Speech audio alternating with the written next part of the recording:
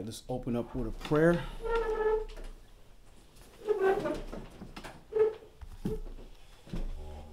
All brothers remove their head coverings. All sisters pray with their heads covered.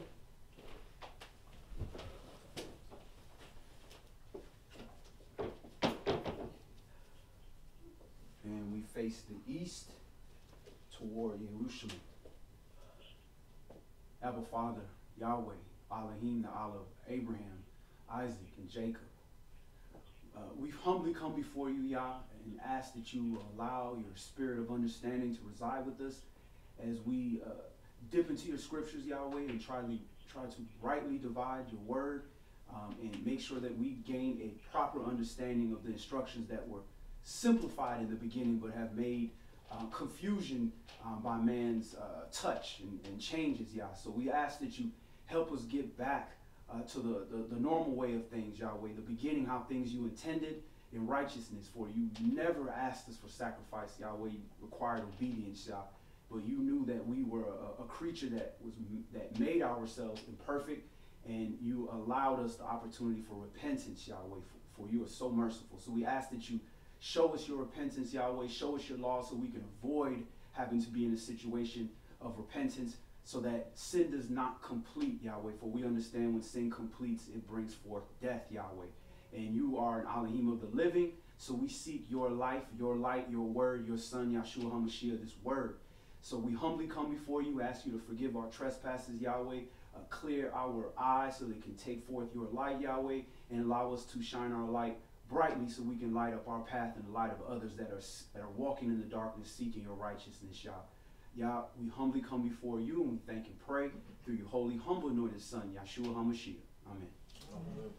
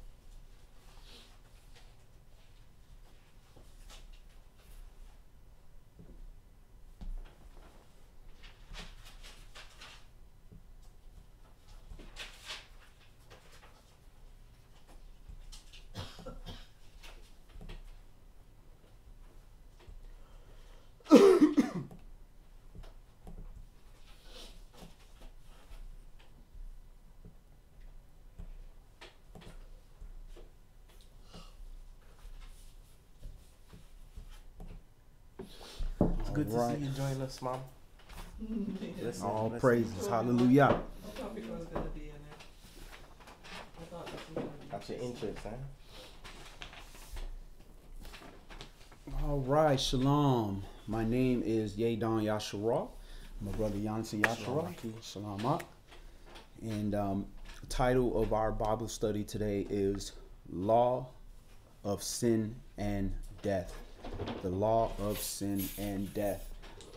When we go through a lot of the readings in the New Testament, Paul, who calls himself the apostle of the Gentiles, he uses a lot of advanced explanation of things, and he does a good job of trying to let people know in the scriptures, when he's trying to speak spiritual, when he's dumbing things down carnally, or when he's giving milk and meat and so forth, so that, to warn people, to be careful and digest it and make sure that you're getting the proper understanding. But when the King James was put together, a lot of words were used in English to kind of lead people to believe certain things.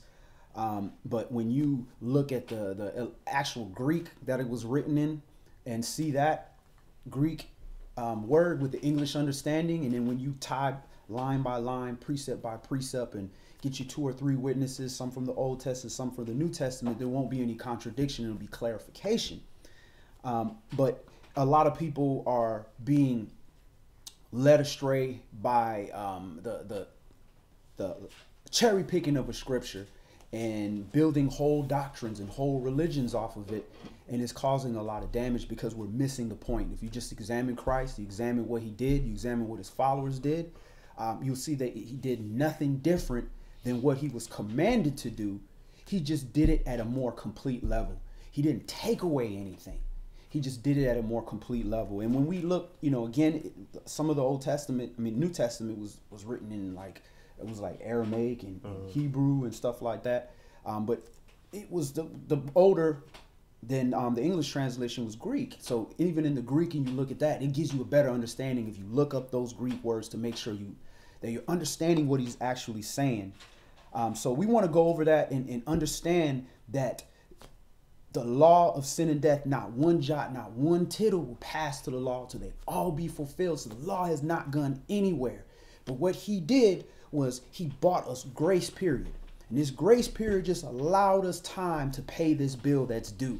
It didn't stop. When somebody give you a grace period, didn't mean they said, oh, your bill is done. That's bankruptcy, where they just wipe it away. There was no bankruptcy of the law.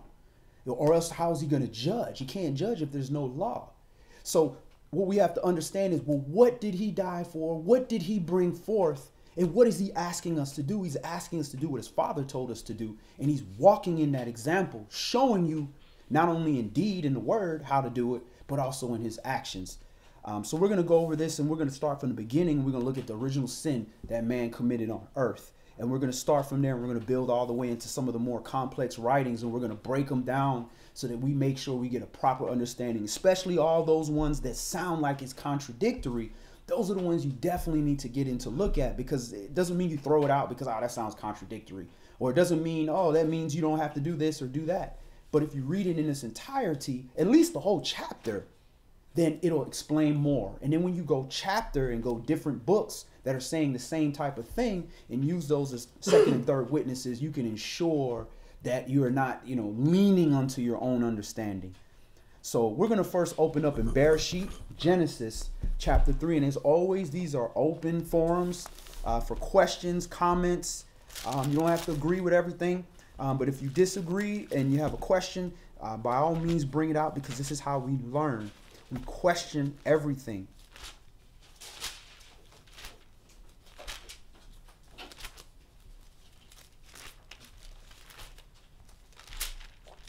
Bereshit, Genesis chapter 3. Mom, you need that light right there to give you some more light?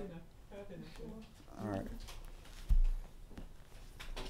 Now the serpent was more subtle than any beast of the field which Yahweh Elohim had made. And he said unto the woman, Yea, has Elohim said that you shall not eat of every tree of the garden? And the woman said unto the serpent, We may eat of the fruit of the trees of the garden. But of the fruit of the tree which is in the midst of the garden, Elohim has said, You shall not eat of it, neither shall you touch it, lest you die. Okay, so how does she know this? Her husband told her. Her husband told her this. The word was given unto the husband because the husband was here first. Yah gave him that instruction in the beginning. So she heard this for her husband. So it's being relayed from somebody else. And this is why we always tell you from the beginning, everything that we say, we reading it. So that you can know this for yourself. It's almost like Yah is telling you yourself, because you can read it yourself and there's no question of us whether we regurgitating what was written.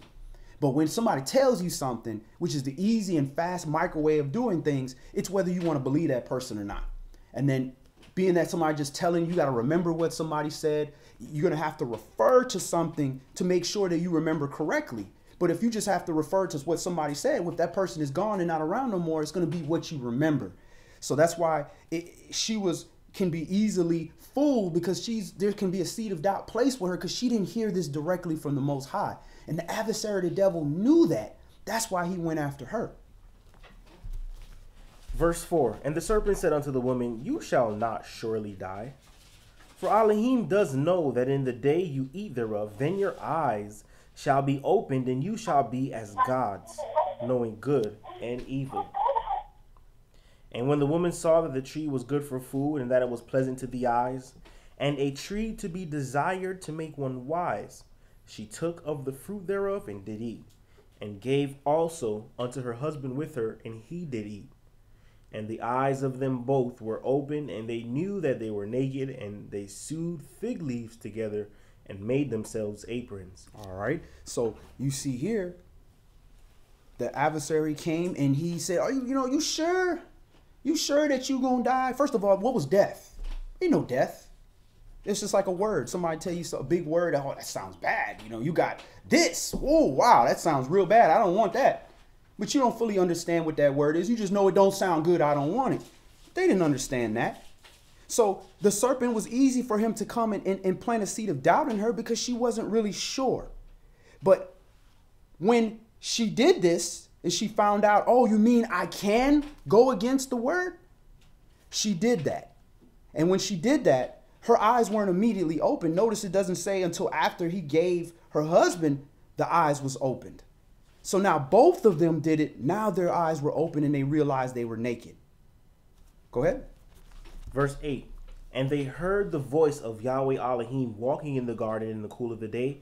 And Adam and his wife hid themselves from the presence of Yahweh Elohim amongst the trees of the field. And this is what we do when we find ourselves in transgression. We're going to do one of two things. Either we're going to hide from the Most High, hide by the Most High by not dealing with the word, not confessing to him what we're doing, not trying to fix the situation, or we try to repent from the situation. But this is what the flesh is going to do immediately. It's going to run from judgment, run from, it's going to fear the Most High because it knows it's doing something wrong. And this is the same way the feelings we used to have when we were sitting in church, as Christians, and we were feeling so bad in our hearts for our actions that we were doing. And sometimes we were told certain things that, like, it's okay, it's not as bad as you think it is. But our hearts would tell us something is wrong because your spirit knows when something is wrong. Now, exactly what it is, that's just going to take the study and the understanding of the Most High to allow you to understand that so you can correct that situation. So they knew something was wrong, and that caused them to run and hide. Verse 9, verse 8. Mm-hmm.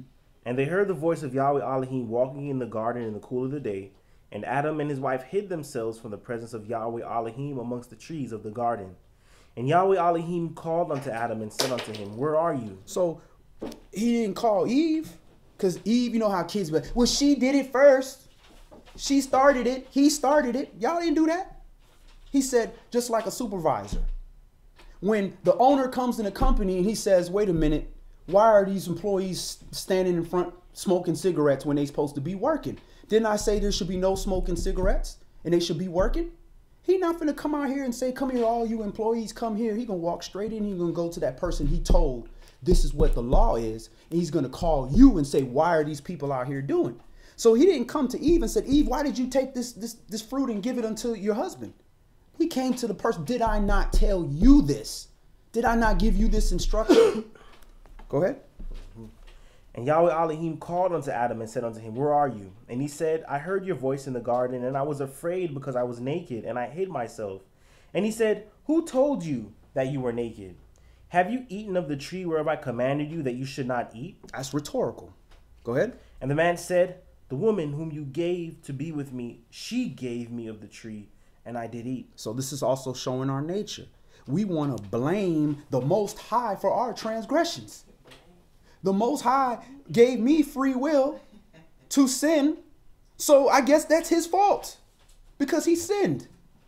He gave me the ability to sin, so that's his fault. That's the arrogancy of man. The woman you gave me, she gave it to me, and I did eat. So he's trying to blame the woman and you for giving me this woman that caused me to do. But first of all, I gave you the instruction. So this is human nature. Now, keep in mind, I'm probably the 50 zillionth man in that was ever created. Whatever number of men, and I still mess up with knowledge of the word, with the Holy Spirit, with my brother's wise counsel, with everything around me, and I mess up.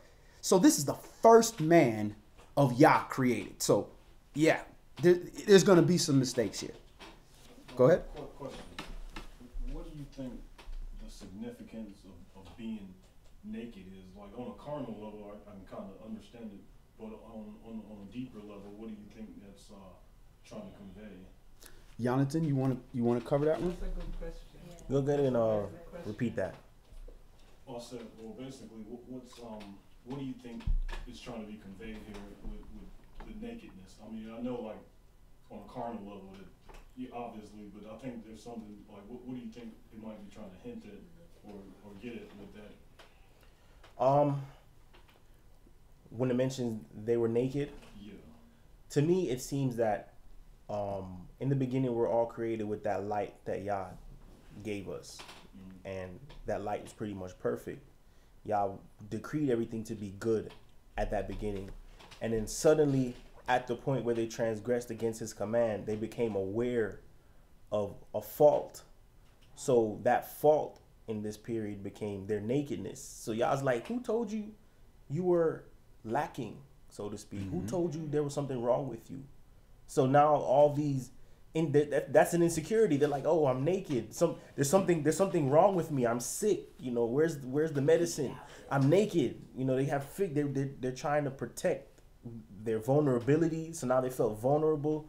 So I'm sure there's even a deeper, There's always a deeper aspect. Yeah. So many ways with that. That's kind of what I was thinking of about just the vulnerability aspect is like, now you know good and evil, and it's like, well, now you know that you can be harmed, basically, and you know how to harm someone too.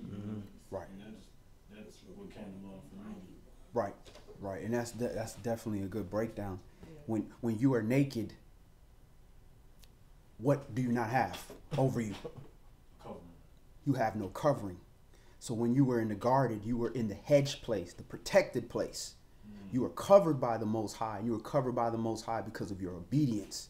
And now that you realize that you have been disobedient to the Most High, you're spiritually feeling and noticing that I do not have a covering. This is a spiritual thing. Then there's also the physical thing. He always does the carnal and the spiritual. The carnal so that you can understand the spiritual. You're not going to just jump and understand the law. The law is spiritual. That's why he gives it to us carnally, because we are carnal.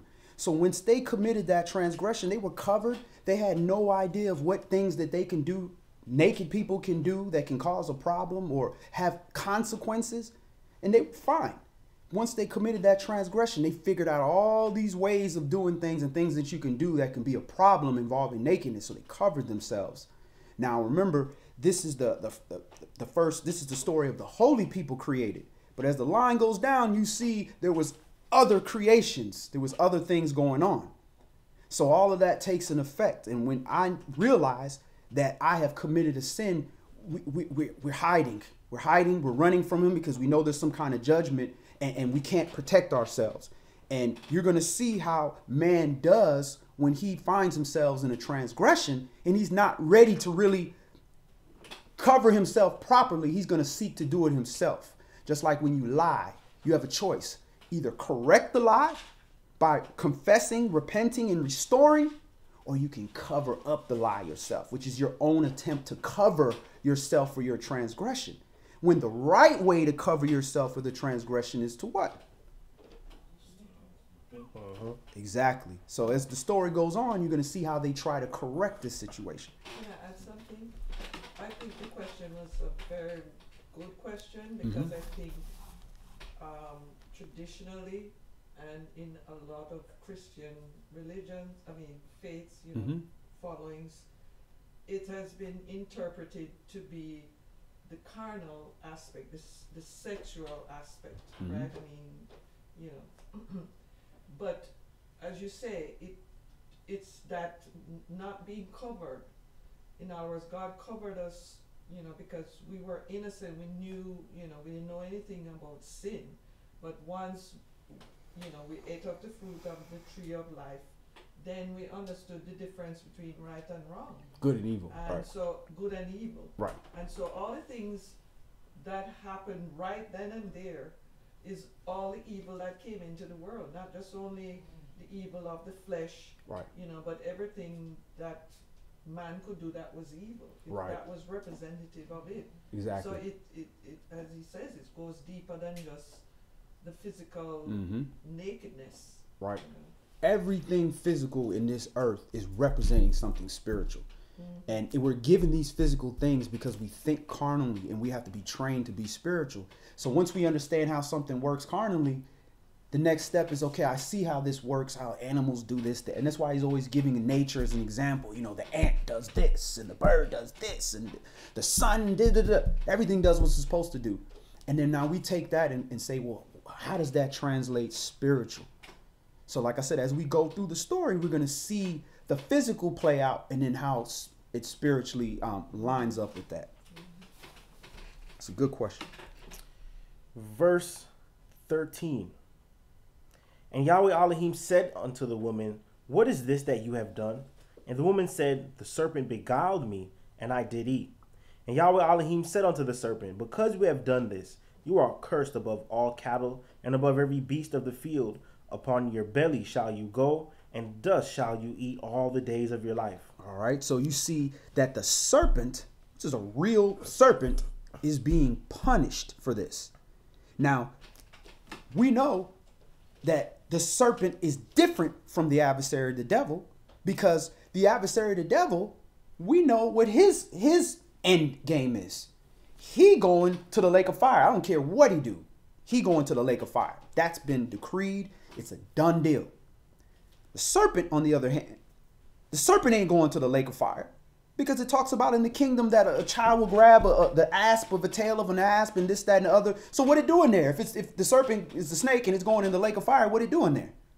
So the serpent itself wasn't bad. Everything Yah created was good.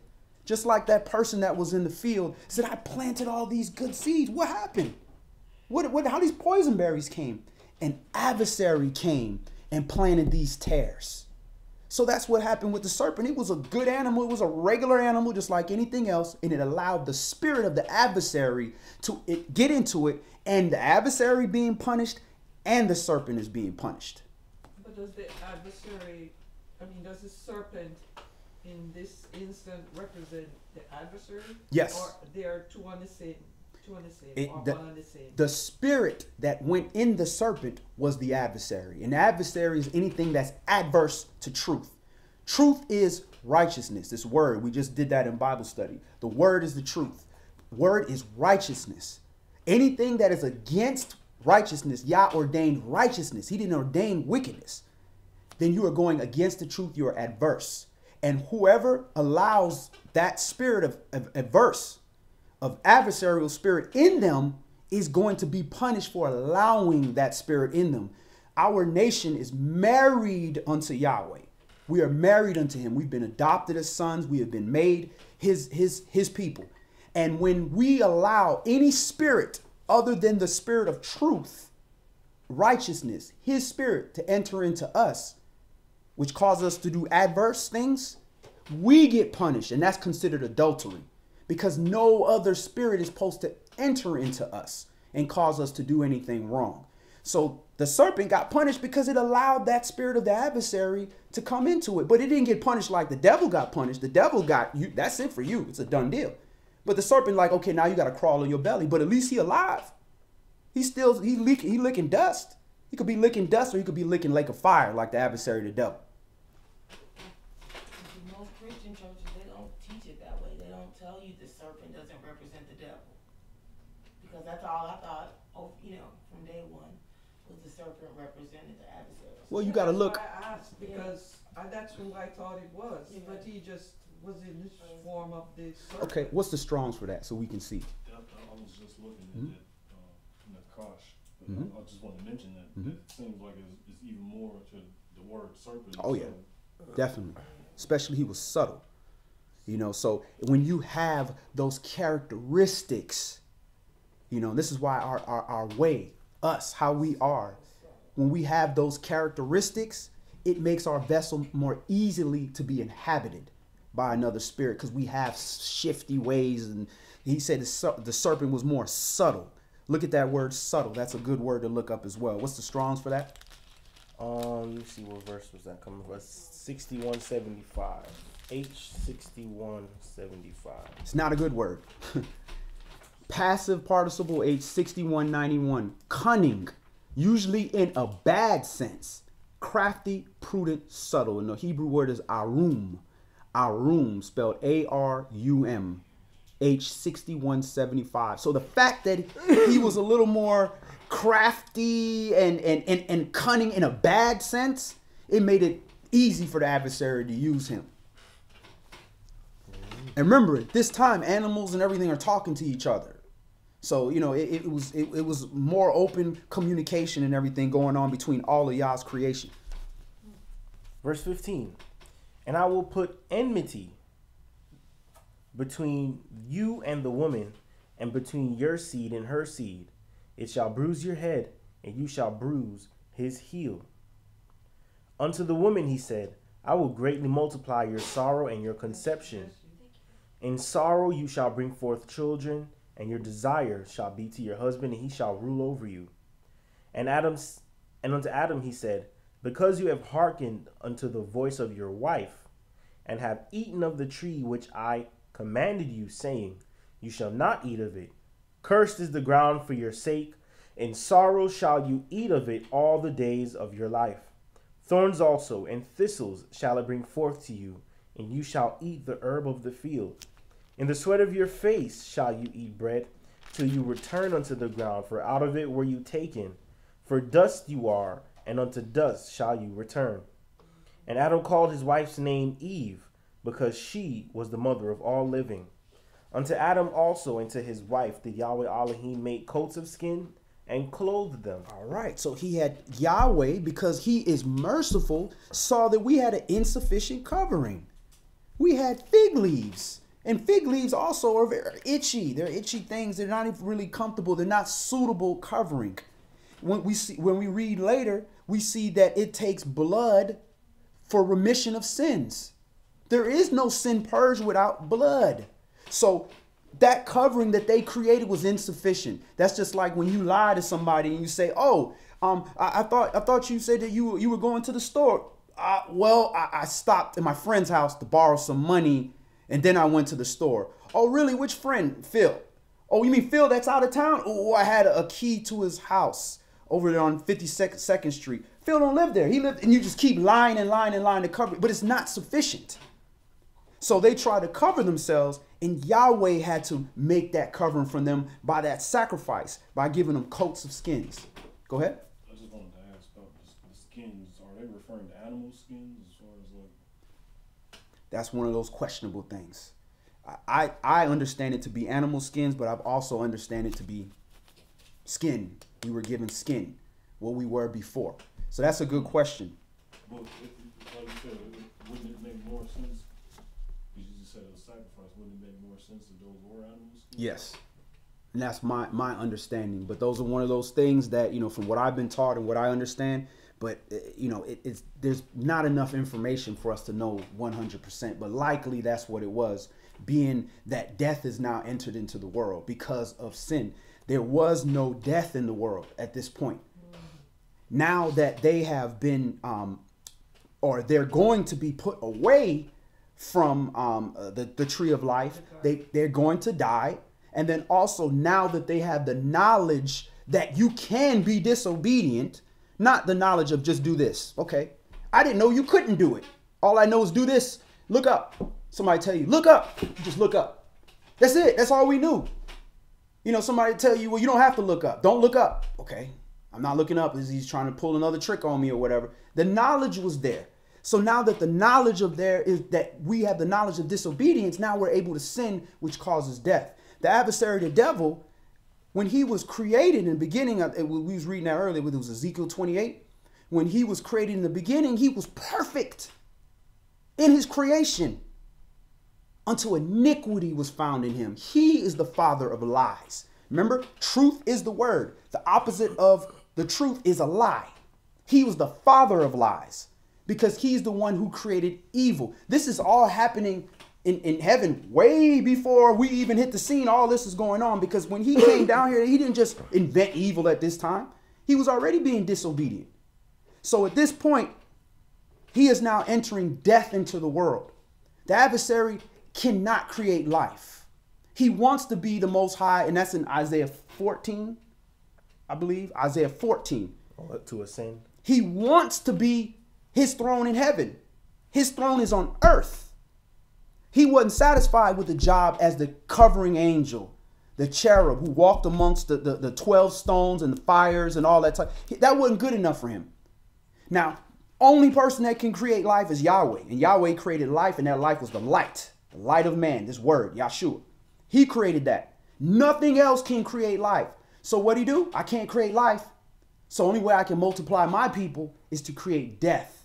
And he knew that if we ate of that tree of life, the tree of life, we live forever. Now he couldn't do anything. Now he can't multiply and he can't do nothing.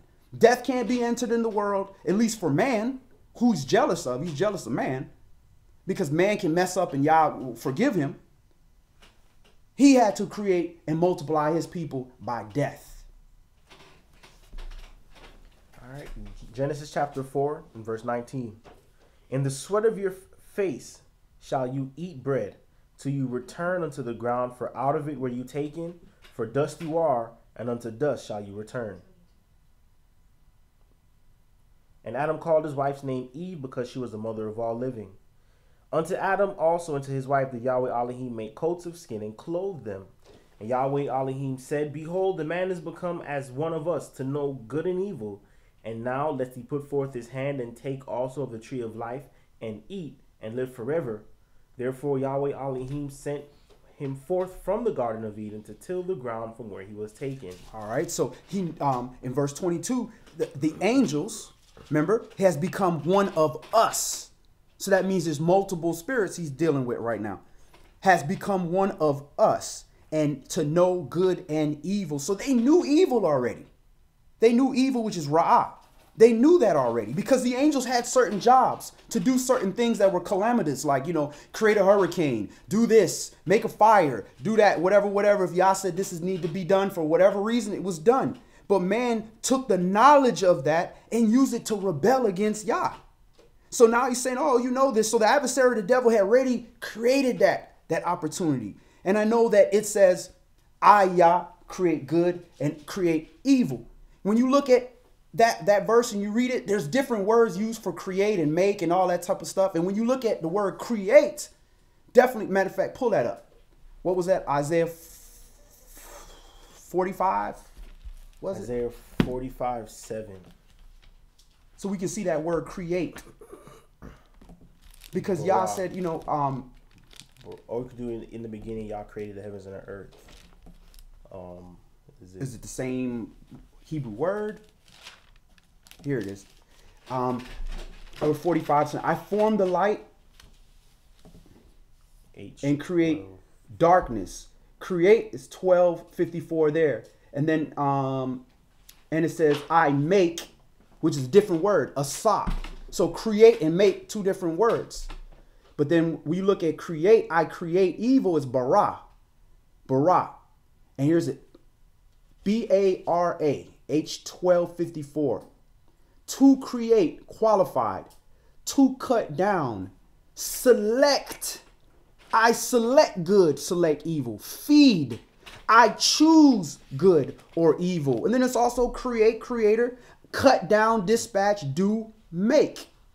So he's authorizing, he allows it. He's only one that can allow evil to happen. If he does not want evil to happen, it ain't gonna happen. He's in control of that. Just like iniquity. He said you were made in perfection until iniquity was found in you. So we created that. The adversary, the devil, created that iniquity. That's why he's the father of lies. Yah didn't create that. He created the tools, just like man makes inventions. These wicked man didn't make the atom, but man decided to take the atom and split it and make an atom bomb. That's not Yah creating the atom bomb, but he allowed it. He could have stopped that from happening. All right. Verse 23. And Adam said, this is now bone of my bones and flesh of my flesh. Oh no, excuse me. We're at 23. Therefore Yahweh Elohim sent him forth from the Garden of Eden to till the ground from where he was taken. So he drove out the man, and he placed at the east of the garden cherubims and a flaming sword which turned every way to keep the way of the tree of life. All right. So let's go to James chapter 1, Jacob chapter 1. So we see that now sin has entered into the world, into man. So we're going to see what it brings forth. Now, they probably thinking they got away with it because they like, look, we didn't die. So obviously we're not going to die. Because you thinking, oh, if you eat that, you're going to die. Oh, I'm going to eat it like the movies, and like they take poison, they just die right away. That's what they thinking. But because they ate, they died that day. How they died that day? Because a day with Yah is like 1,000 of our years, and they didn't live that long.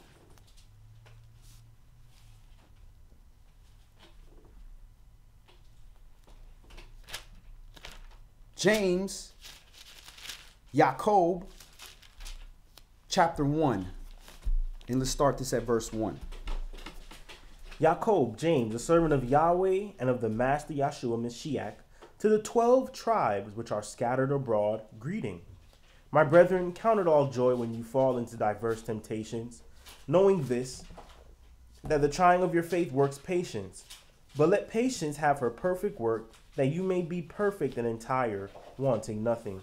If any of you lack wisdom, let him ask of Elohim, that gives to all men liberally, and upbraids not, and it shall be given him. But let him ask in faith, nothing wavering. For he that wavers is like a wave of the sea, driven with the wind and tossed. For let not that man think that he shall receive anything of Yahweh. A double-minded man is unstable in all his ways. Let the brother of low degree rejoice in that he is exalted, but the rich in that he is made low, because as the flower of the grass he shall pass away. For the sun is no sooner risen with a burning heat, but it withers the grass, and the flower thereof falls, and the grace of the fashion of it perishes. So also shall the rich man fade away in his ways. Blessed is the man that endures temptation, for when he is tried, he shall receive the crown of life, which Yahweh has promised to them that love him. Let no man say when he is tempted, I am tempted of Elohim, for Elohim cannot be tempted with evil, neither tempts he any man. But every man is tempted when he is drawn away of his own lust and enticed. So again, the woman was drawn away by the lust of her eyes. She saw it as something desirable. And then when the man saw, hey, look, I guess, y'all don't know, maybe y'all didn't tell the truth. He thought, okay, it's okay. And he did eat. And they did that. But it was the lust of their eyes. They saw it was favorable. It was nice. There was something that looked good about it that made them want to entice them to sin. Go ahead. And when the lust has conceived, it brings forth sin. And sin, when it is finished, brings forth death. Do not err, my beloved brethren. All right. So when lust has conceived, when the lust has the baby of that lust is sin. This sin is here. Now the sin is there, but when that sin is finished, then it brings forth death. So once the sin is here, if we can deal with that sin before it's finished, it doesn't have to bring forth death to us.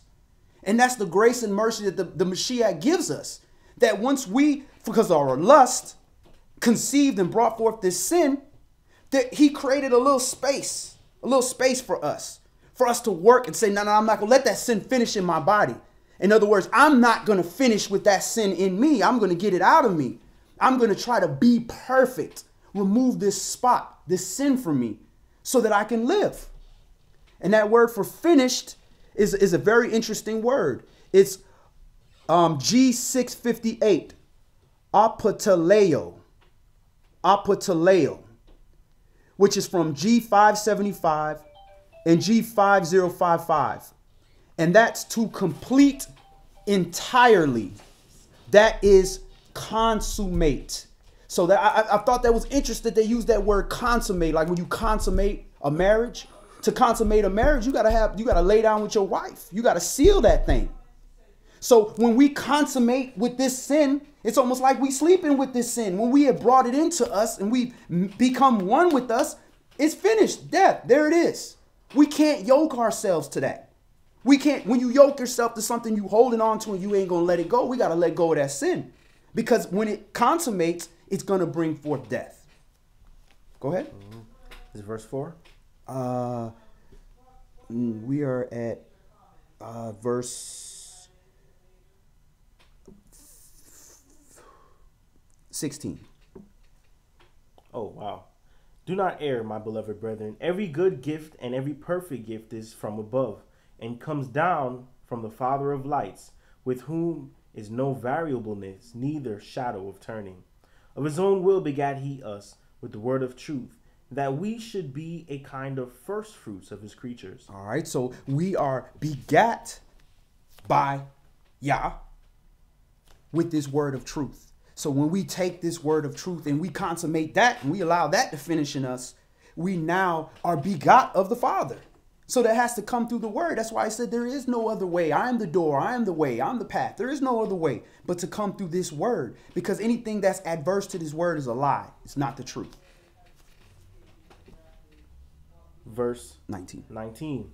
Wherefore, my beloved brethren, let every man be swift to hear, slow to speak, slow to wrath. For the wrath of man works not the righteousness of Elohim. Wherefore lay apart all filthiness and superfluity of naughtiness, and receive with meekness the engrafted word which is able to save your souls. All right, let's stop right there. Let's move on. Let's go to Hebrews chapter 9.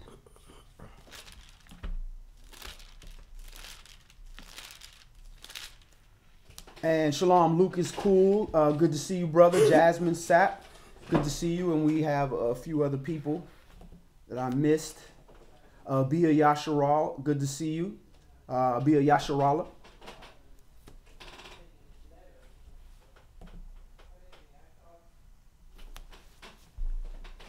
Hebrews chapter 9 and starting at verse 10. Yes.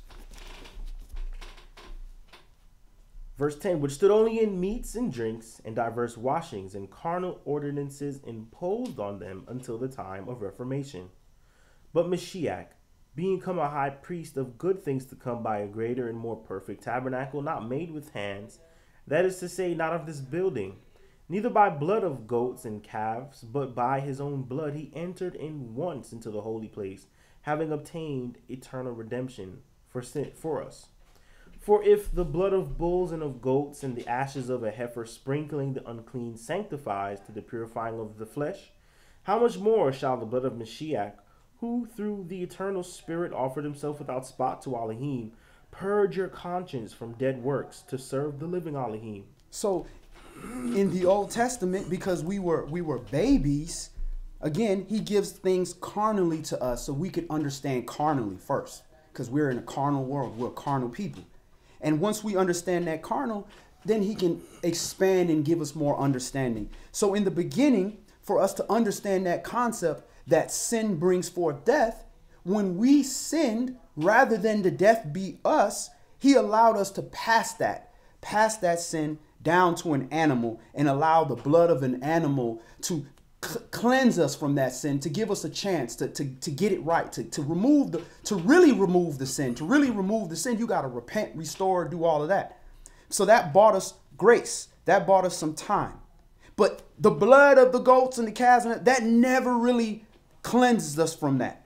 But it was a shadow of things to come. It was something to give us a little bit of leniency and mercy till we could learn to become spiritually adults and get rid of the sin the right way. Go ahead. Verse 15, and for this cause he is the mediator of the New Testament, that by means of death, for the redemption of the transgressions that were under the first testament, they which are called might receive the promise of eternal inheritance. For where a testament is, there must also of necessity be the death of the testator. For a testament is of force after men are dead, otherwise it is of no strength at all while the testator lives.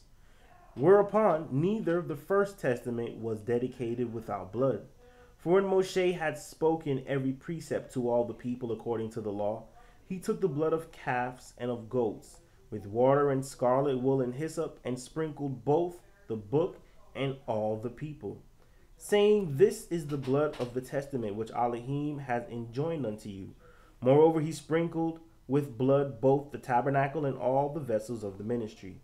And almost all things are by law purged with blood, and without shedding of blood is no remission. So I always wonder, like, well, why he got to sprinkle blood, like, on the actual testament, on the book, you know, in the tabernacle and the vessels of ministry. Like, what sin did that do that he had to put blood on it? Now, we understand that the blood is to purge the sin, verse 22, and almost all things are by the law purged with blood, and without shedding of blood, there is no remission. So what does that have to do with spilling the blood all over everything? Well, from the beginning, we were responsible for these animals. We were responsible. The animal did nothing. We killing that animal. So we are made guilty for killing this animal. We're not killing it to eat. We killing it because we did something wrong. So that is a sin. We are responsible for all creation. Adam was put on the earth. He named everything. We're supposed to be the protectors of everything. But now because we decided to be disobedient, we got to now kill an animal. And y'all got to allow the death to pass over us and pass over to an innocent animal. And that is putting us in a transgressing type state because we are not doing righteousness. So the blood is also being put on the book because the book and on all these different things are now being affected by him having to enter this blood covenant that we are doing. When at the end of the day, he told us, listen, when you left the wilderness, I never asked you for no sacrifices. I didn't ask you for none of that stuff. I didn't want that. I had to give that to you because you chose to be disobedient. All I asked for you was obedience. Go ahead. Verse 23, it was therefore necessary that the patterns of the things in the heavens should be purified with these, but the heavenly things themselves with better sacrifices than these. For Mashiach is not entered into the holy places made with hands, which are the figures of the true, but into heaven itself, now to appear in the presence of Elohim for us. Nor yet that he should offer himself often as the high priest enters into the holy place every year with blood of others, for then must he often have suffered since the foundation of the world. But now once in the end of the world has he appeared to put away sin by the sacrifice of himself.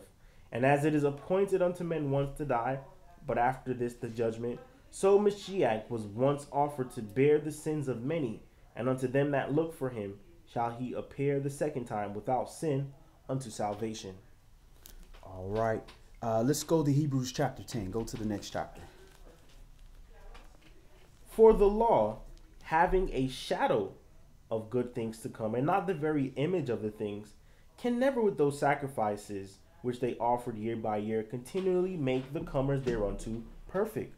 For then would they not have ceased to be offered, because that the worshippers once purged should have had no more conscience of sins. All right. So it says, for the law, having a shadow of good things to come, and not the very image of things, can never with those sacrifices which they offered year by year continually make the comers therefore unto perfect. So let's look at that word law. What's the number? It should be what, O law or something like that? G3551. H, you mean? Oh no, we in Hebrews. G. My bad, brother. G what? G3551. Okay, so this is not O law then. This is nomos. And even in this, it's letting you know what they're talking about. Nomos. N-O-M-O-S. And that's from a primary word, to parcel out, especially food or grazing to animals. Law, through the idea of prescriptive usage, general regulation, specifically of Moshe, including the volume, also of the good news, or figuratively a principle or a law. So these laws having just a shadow of good things. If you see the shadow, if you see my shadow, you can get an idea of my stature, you know, and my, you know, an ectomorph or a mesomorph or whatever the case, my size, my height. You can see that in the shadow, but you can't really look and say, oh, this is a black dude, or this is, you know, this is an Asian, or this is this, whatever. You can't really see that. You got to look at the person and see their features, their characteristics, their, you know, their culture. You got to see that. So this is just a shadow. You can't base everything on this shadow, but this is what he's given us. And even in that word, what comes to mind is somewhat of like protocol, nomos. You know, like of the gospel, figuratively principle law. So like it's almost like the protocol of what the law inquired. So Moshe sprinkling and all those things he had to do were pretty much a shadow. Right. You know, the protocol of it, not necessarily the letter. Right. Because even in the letter, it's strict. The letter is going to carry over into the next life. You know, not stealing from your brother is not a shadow. It's not going anywhere. Right. Right. That's going to remain. But the nomos, it almost sounds like logos. Right. But the protocol of it, you know, Right. like the I forgot how the scripts usually put it, but the ordinances, right, so to speak. Right. And we're actually going to get into that. Yeah. The ordinances of that. Because at the end of the day, like you said, there is no shadow of don't steal or nothing like that. But when you do steal, you had to do an animal sacrifice and you had to restore what you stole. That's the shadow. That's not really the real law. The real law is listen, man, don't steal. Period. All that other stuff is a shadow of it. Showing, okay, if you steal, then, you know, this is what you're doing. That brother really needs it. You're taking it from him, and this is how you fix it. But that's not, because at the end game, the real law, at the end of the day, there ain't going to be no stealing. You're not even going to have a knowledge or will to even do that, because all that's going to be removed. Either it's going to be true or false. So either the stealing don't exist or you just don't exist. Exactly. In the end game. Yeah. That's it. So that's why it's a shadow. So this shadow is like, all right, you know, this is what the stealing looked like, and this is how you fix it. Right. It's casting the shadow. And you know, funny thing, Genesis, how it said, if being that Adam has become like one of us, if he gets his hold on the knowledge of tree of life, he'll be able to live forever. And I looked at that. What does he mean by one of us? You know, so whether that was a dialogue between Yah and the rest of the council, something is being said to say he's going to reach that eternal state. And obviously something comes along with that eternal state. So if you look at the sun is absolute. But you have the moon. The moon has the capacity to cast an eclipse. It has the capacity to cast a shadow on the earth to where that area doesn't receive the light or the ore that Yah has put before us. So if you look at Adam and his wild nature, knowing good and evil, being able to cast the light and that darkness, not being trained in either one, it would be reckless to let him hold on to eternal life, not being broken in and understand his orbit and understand his role and things of that nature. So that shadow that he's casting, he's like, this is not the shadow I need casted when you steal. Right. Because it's not supposed to be there in the first place. So that shadow is casting with the slaying of the animal and whatnot is how Yah removes it to let you know, like, this is how we're going to put light back on this degenerate situation that this brute beast of a man is casting here. Right. So that shadow shouldn't be there. Yah's law that's going to be in Shamayim and on earth is the absolute. Either these laws are going to exist or you just don't exist. And we won't have this intermediary shadow of the temple and the bloodshed and all these things that we're trying to do to make sure that more light is casted on the situation to make it manifest that this is wrong. Right, right. And you look at the punishment for something that lives forever is way more severe. Yeah. Even when we are made to live forever, that punishment is way more severe than you only live for a few years and you die. To the point where Yah's even saying, I'm going to cut down the years of your life so that you don't heap up more stuff to cause you to live forever and suffer forever. Indeed. Verse 2, Hebrews chapter 10 in verse 2. For then would they not have ceased to be offered, because that the worshippers once purged should have had no more conscience of sins. So we know that we cannot perfect that, because once we do a sin and we do an animal sacrifice, it didn't cause us to not have the sin in our body no more. The only way we could not have that sin in our body no more is if we are transformed into a new creature spiritually inside before we're transformed all the way into a new creature. And we have a mind towards this word and say, I'm not doing that. I ain't doing that. Go ahead. Verse 3, but in those sacrifices there was a remembrance again made of sins every year. For it is not possible that the blood of bulls and of goats should take away sins. Wherefore, when he comes into the world, he says, sacrifice and offering you would not, but a body have you prepared me. In burnt offerings and sacrifices for sin, you haven't had no pleasure. So he had no pleasure in that. That's not what he wanted. He didn't want no burnt offerings and all that stuff and offerings for sin. He just wanted you to stop the sin. And this is why they hated Christ so much. They hated him so much because his platform wasn't, hey, everybody. And here, notice when he talks, you never see him walk up and say, hey, everybody, stop doing animal sacrifices. Stop killing it. He don't say that. That's not what he's saying. His whole message was the same thing. Stop sinning. And what was stopping our people from stopping to sin was these animal sacrifices. The same thing that was supposed to be a gift, we turned it into a curse. So he was addressing the sin. And now the Levites and the Pharisees and everybody, they like, oh, wait a minute. Oh, listen. Nah. Listen, you are righteous if you give me your animal sacrifice. You give me your tithes and your free will offering, your peace offering and all that. Get that to me. That's going to make you righteous. It's a conflict of interest for a carnal priest to tell you, don't sin no more. That way you ain't got to give me all these sacrifices. Because, reminder, I didn't get an inheritance. I didn't get a bunch of land to plant and graze and do all the stuff that you got. So only way I eat is if you bring me stuff. And they were getting greedy, and you get in Malachi. They were getting greedy, wanting more than what was allotted to them, what was given to them with the tithes and all. They wanted more and more and more and more. So it was just like, put that in modern day times. It's not beneficial for the priest of a church to tell you, just fix what you're doing. Don't do it anymore. That way you ain't got to come up here every week feeling all sorry for what you're doing, trying to put $500 in the collection plate, feeling like, that made me righteous because I put a bunch of money in the plate. When you left, you had no intention to stop doing a thing. You just say, well, I'm not good. Here, at least I'm putting money in a plate. So that was killing us. So when he came and he's telling people to stop sinning, if they stop sinning, then now they're like with corporations. Well, sin offerings have gone down 30%. The storage house has gone down 10%.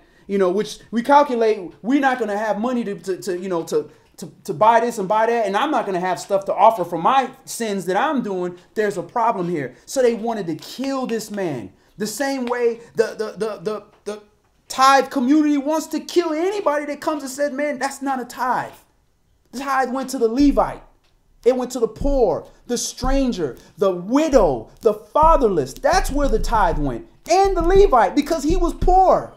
He didn't have anything. He didn't have an inheritance. He didn't have the farmland to do all that stuff, to make money and sell and do all those things. His job was to serve the Most High. Verse 9. Is that correct? Then said he, Lo, I come to do your will, O Elohim. He takes away the first, that he may establish the second, by which will we are sanctified through the offering of the body of Yahshua Mashiach once for all. And every priest stands daily ministering and offering oftentimes the same sacrifices, which can never take away sins. But this man, after he had offered one sacrifice for sins, forever sat down on the right hand of Elohim, from henceforth expecting till his enemies be made his footstool. For by one offering he has perfected forever them that are sanctified, whereof the Ruach Kadesh, the Holy Spirit, also is a witness to us. For after that he had said before, this is the covenant that I will make with them after those days, says Yahweh. I will put my laws into their hearts, and in their minds will I write them. And their sins and iniquities will I remember no more. Now, where remission of these is, there is no more offering for sin. Having therefore, brethren, boldness to enter into the holiest by the blood of Yahshua, by a new and living way, which he has consecrated for us through the veil, that is to say, his flesh. So this is the new and living way. The old and dying way was, okay, I did this, here's the animal sacrifice. And it worked for the original Hebrews, the earlier ones, because, they were more humble. And they had less animals. We weren't as the stars of heaven expanded out. So when, we had to give up that lamb and again, what was it, like a lamb under the age of 1 they had to give or something? First year. Yeah, so this is like a little baby thing that you done raised up and you got to kill the animal. That hurts your heart. Because just like when you ain't got a lot of money and you gotta you get this speeding fine for breaking the law, and you gotta pay $500 and you only got $500 in your bank account, or you go to jail, that hurts. When you driving, you at least looking for police a lot better. You might not stop speeding, but you paying attention. So it hurt us. But if you a millionaire, like what was it, Chris Tucker? Chris Tucker got pulled over, several years back, going 100 miles an hour in a Bentley, talking about he late for church. He not caring about no speeding ticket. This man got money like it's nothing. So it worked originally for us to feel, man, I get it. I did wrong. Something has to die. And it's this animal. You're so merciful that you're allowing it to pass to this animal. The next time I want to lie to my neighbor or lie to my wife or whatever, I'm going to think about this baby ewe lamb that I had to kill.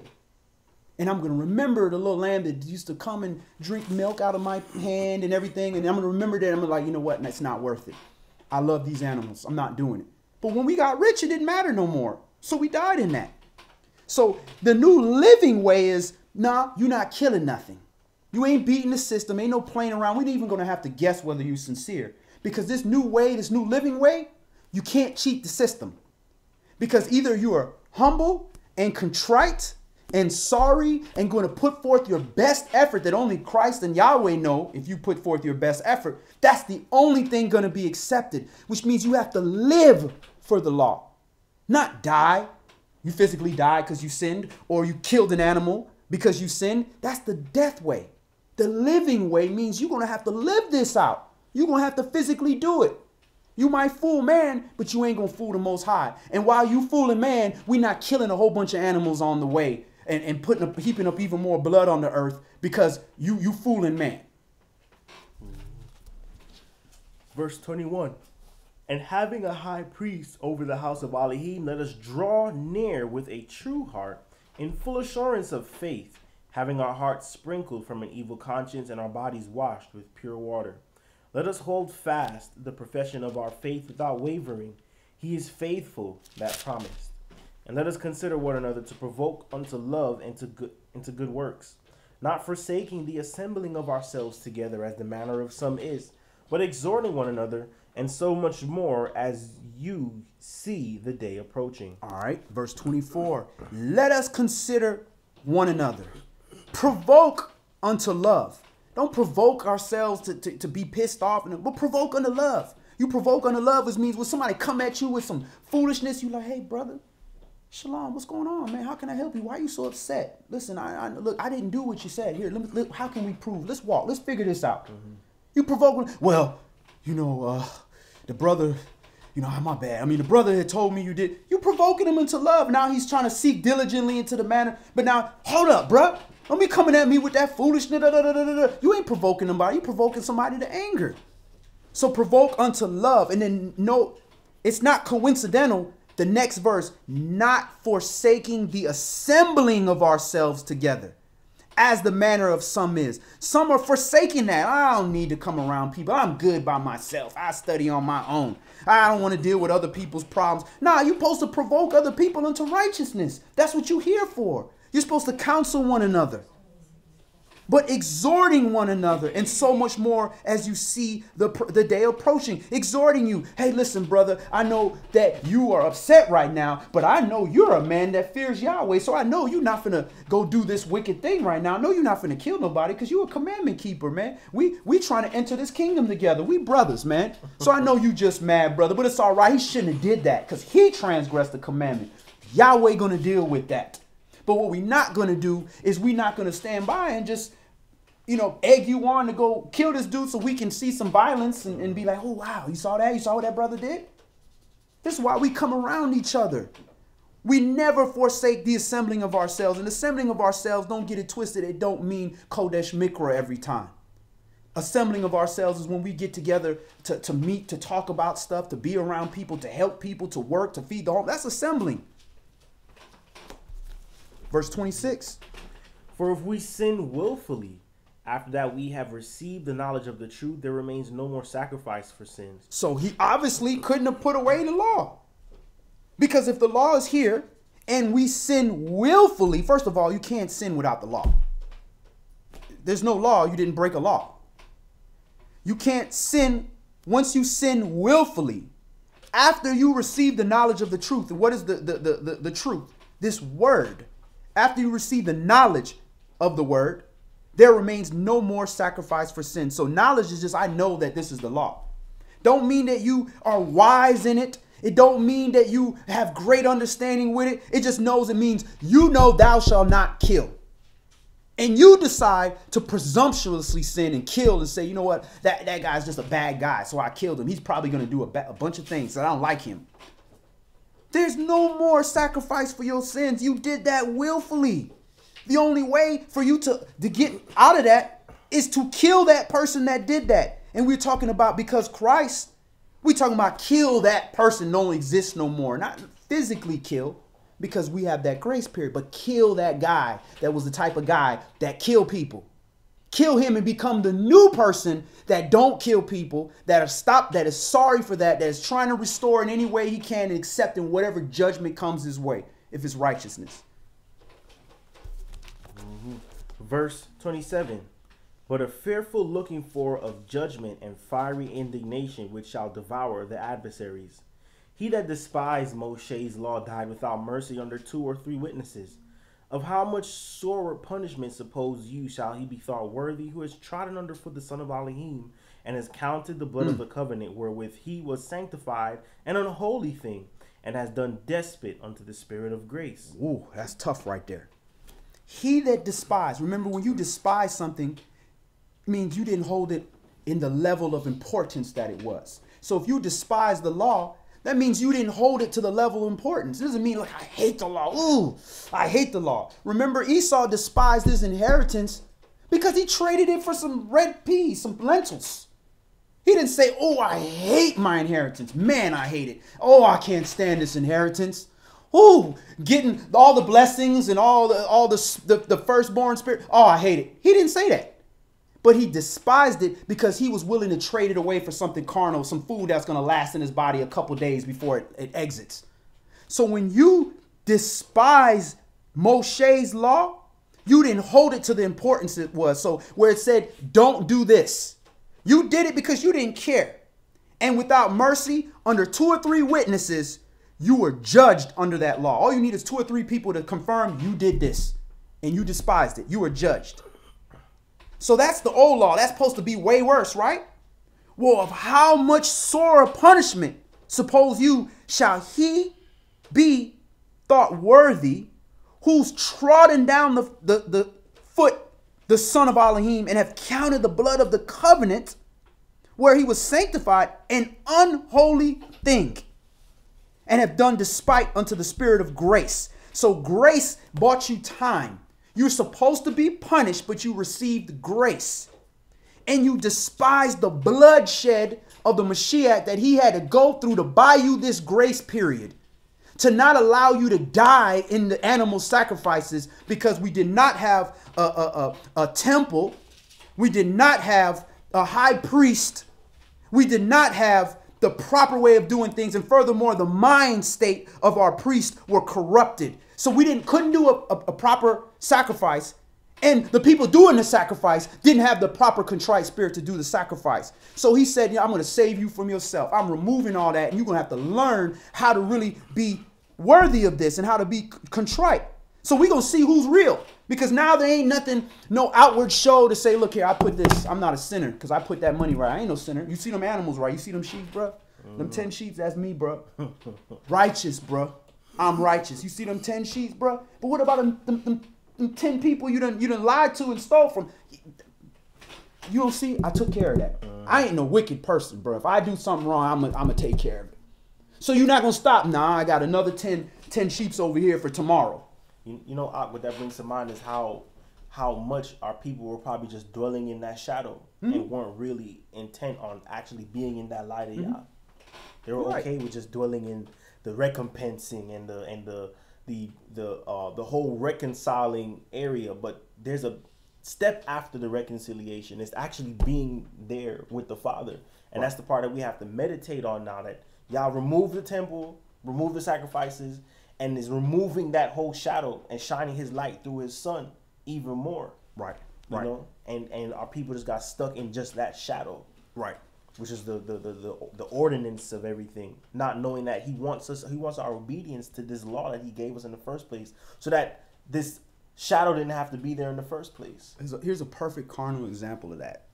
And two very important women in my life constantly come at me for this grace thing. Grace period with bills. I like to pay my bills a little bit late. Okay? So what'll happen is I am playing on that shadow. So I know, okay, I got to this date to pay the bill without no penalty. After this date, I gotta pay a penalty. But I still gotta pay it, but I gotta pay a penalty. So I play around in that grace period. Well, technically, ain't gonna charge me no late fee to this day. But what happens? The day comes, oh my goodness, I done got a flat tire. My daughter need this. Oh, I forgot to do this. Oh man, I thought it was Tuesday, it's Wednesday, and I get in problems.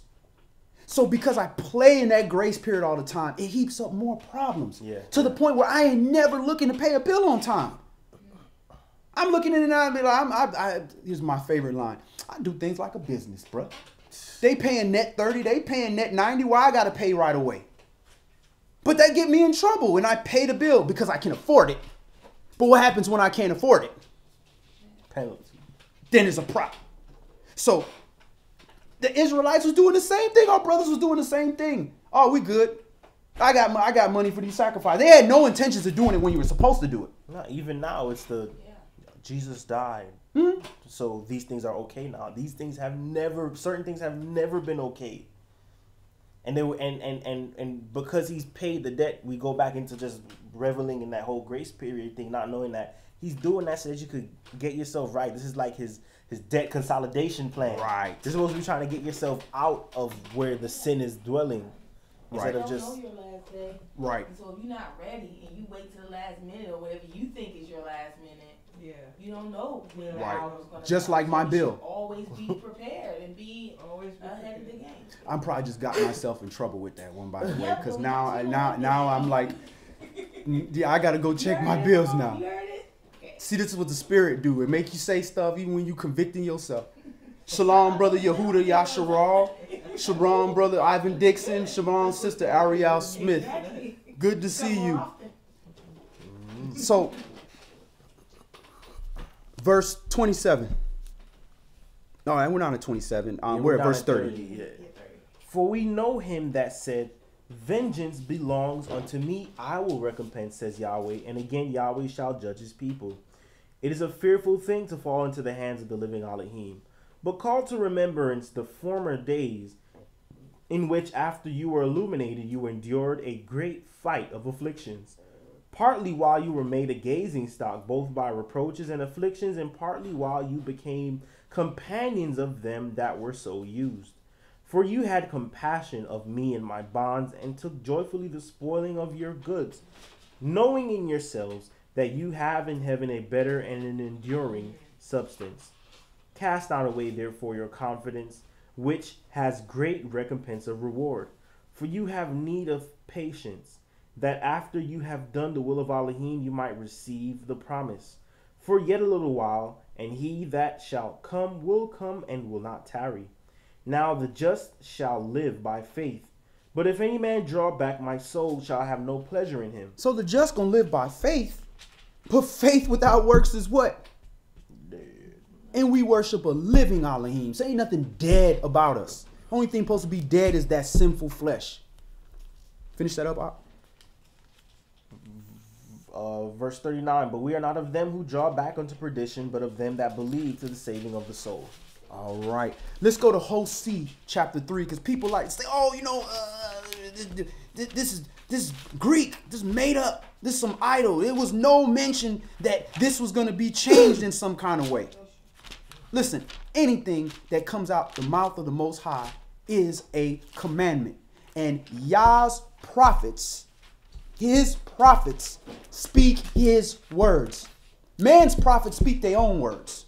But Yah's prophet speaks Yah's words, and that thing is going to come to pass. And this thing that we just read about was prophesied. Hosea chapter 3. And it's after all the book of Daniel, before Micah.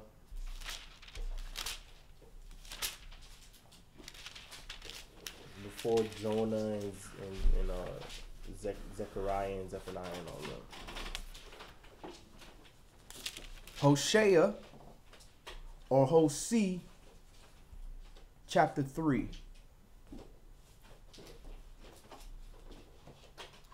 Then said Yahweh unto me, Go yet, love a woman beloved of her friend, yet an adulteress, according to the love of Yahweh toward the children of Yasharal, who look to other gods, who love flagons of wine. So I bought her to me for 15 pieces of silver, and for an omer of barley, and a half omer of barley. And I said unto her, You shall abide for me many days. You shall not play the harlot, and you shall not be for another man. So will I also be for you. For the children of Yasharal shall abide many days without a king, and without a prince, and without a sacrifice, and without an image, and without an ephod, and without teraphim. All right. So the children of Yasharal, this is a prophecy from Yahweh. Hosea. For the children of Yasharal shall abide many days without a king, without a prince, without a sacrifice. So if we don't have a sacrifice, and we know we transgressed in the law, then we're dead. We were dead. So something had to be done, and the only person that can solve death is life.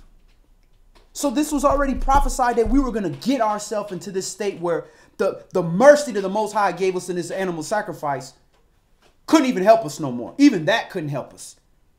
So the last ditch is, look, if all this stuff, and I gave you all these carnal things to get you to understand that this is what happens when you sin, and this is how you get to life. If this couldn't help you, then bruh, the only thing that's going to help you is doing what I asked you at the beginning. All this stuff was to teach you how to do this, but it ain't helping you. So you're just going to have to do it. If you don't do it, you're dead. Fortunately, 2/3 of y'all ain't going to do it. Verse. Sorry, what is the ephod and teraphim? Ephod. Ephod is the piece that the high priest wore, and Teraphim. teraphim is Idol, household deities, or images. so it's a multiple. It's when you see im at the end of something, it's multiple. So what'd you say that was, Sister Farah? Household deities or images. So would that be like? So we ain't gonna have none of those idols. Yeah. The picture of him. We'll have many days without that. Yeah. Without sacrifice, without ephod, with all those things. Pure faith. We have no images, so we just without stuff. We don't got no more sacrifices. We don't have our ephod. We don't have the teraphim. And then there's This is a direct prophecy about the Israelites, the future kingdom. future Israel. Right. And it's also talking about a near prophecy and a future prophecy where we ain't gonna have all these sacrifices. We ain't gonna have none of this stuff. We got Yahweh. He's here. All has been given back to him. He's in control of everything.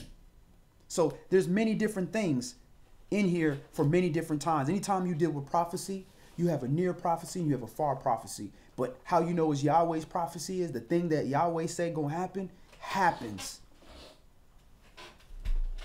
Verse 5, Afterward shall the children of Yasharal return and seek Yahweh their Elohim and Dawid their king, and shall fear Yahweh and his goodness in the latter days. Okay, so it talks about, and will seek Yahweh their Elohim and Dawid their king. Now we know Dawid dead. So how we going to seek Dawid? I mean, Dawid going to be raised up and he's going to be a king. And people will use this verse right here to see Christ, he ain't that guy. It's about David because he the king. He's the king of kings, the man of Yahweh's heart. Well, no, he's not. He's a king. They never called David king of kings. Who's king of kings? King of kings, Yahshua, Yah.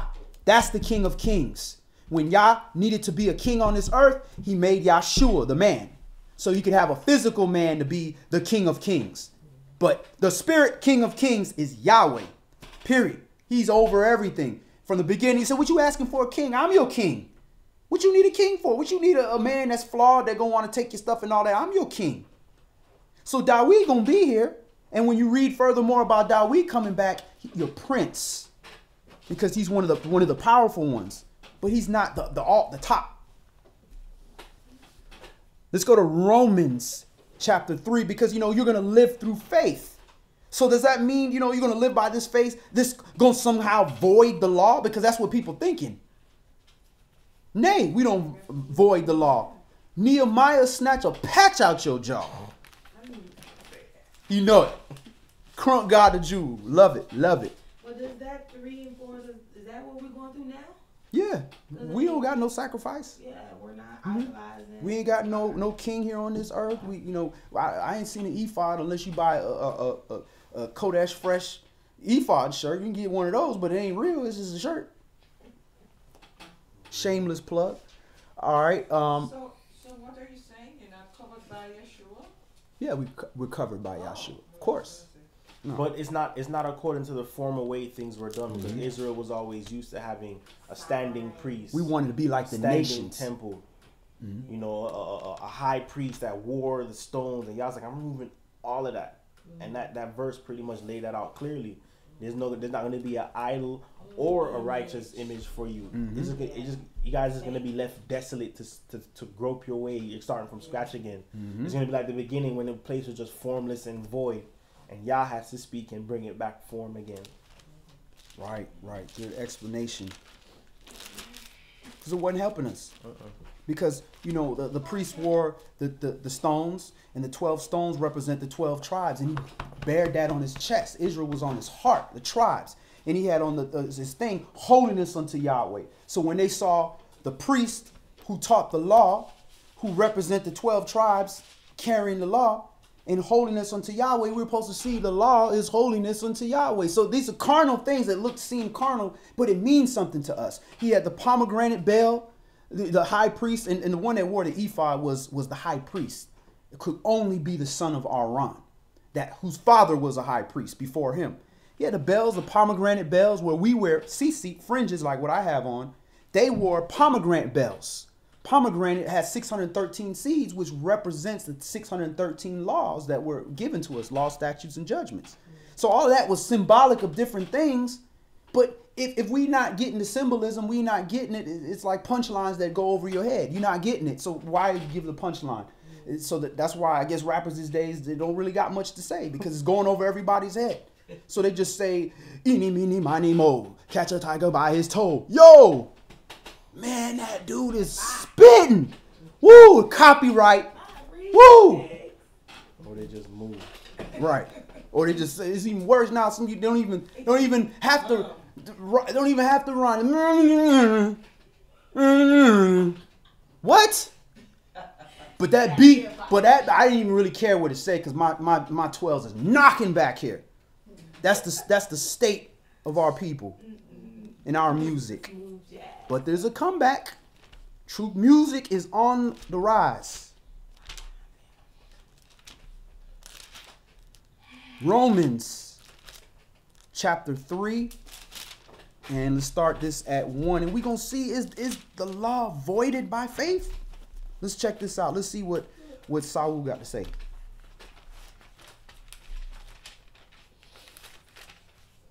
What advantage then has the Jew?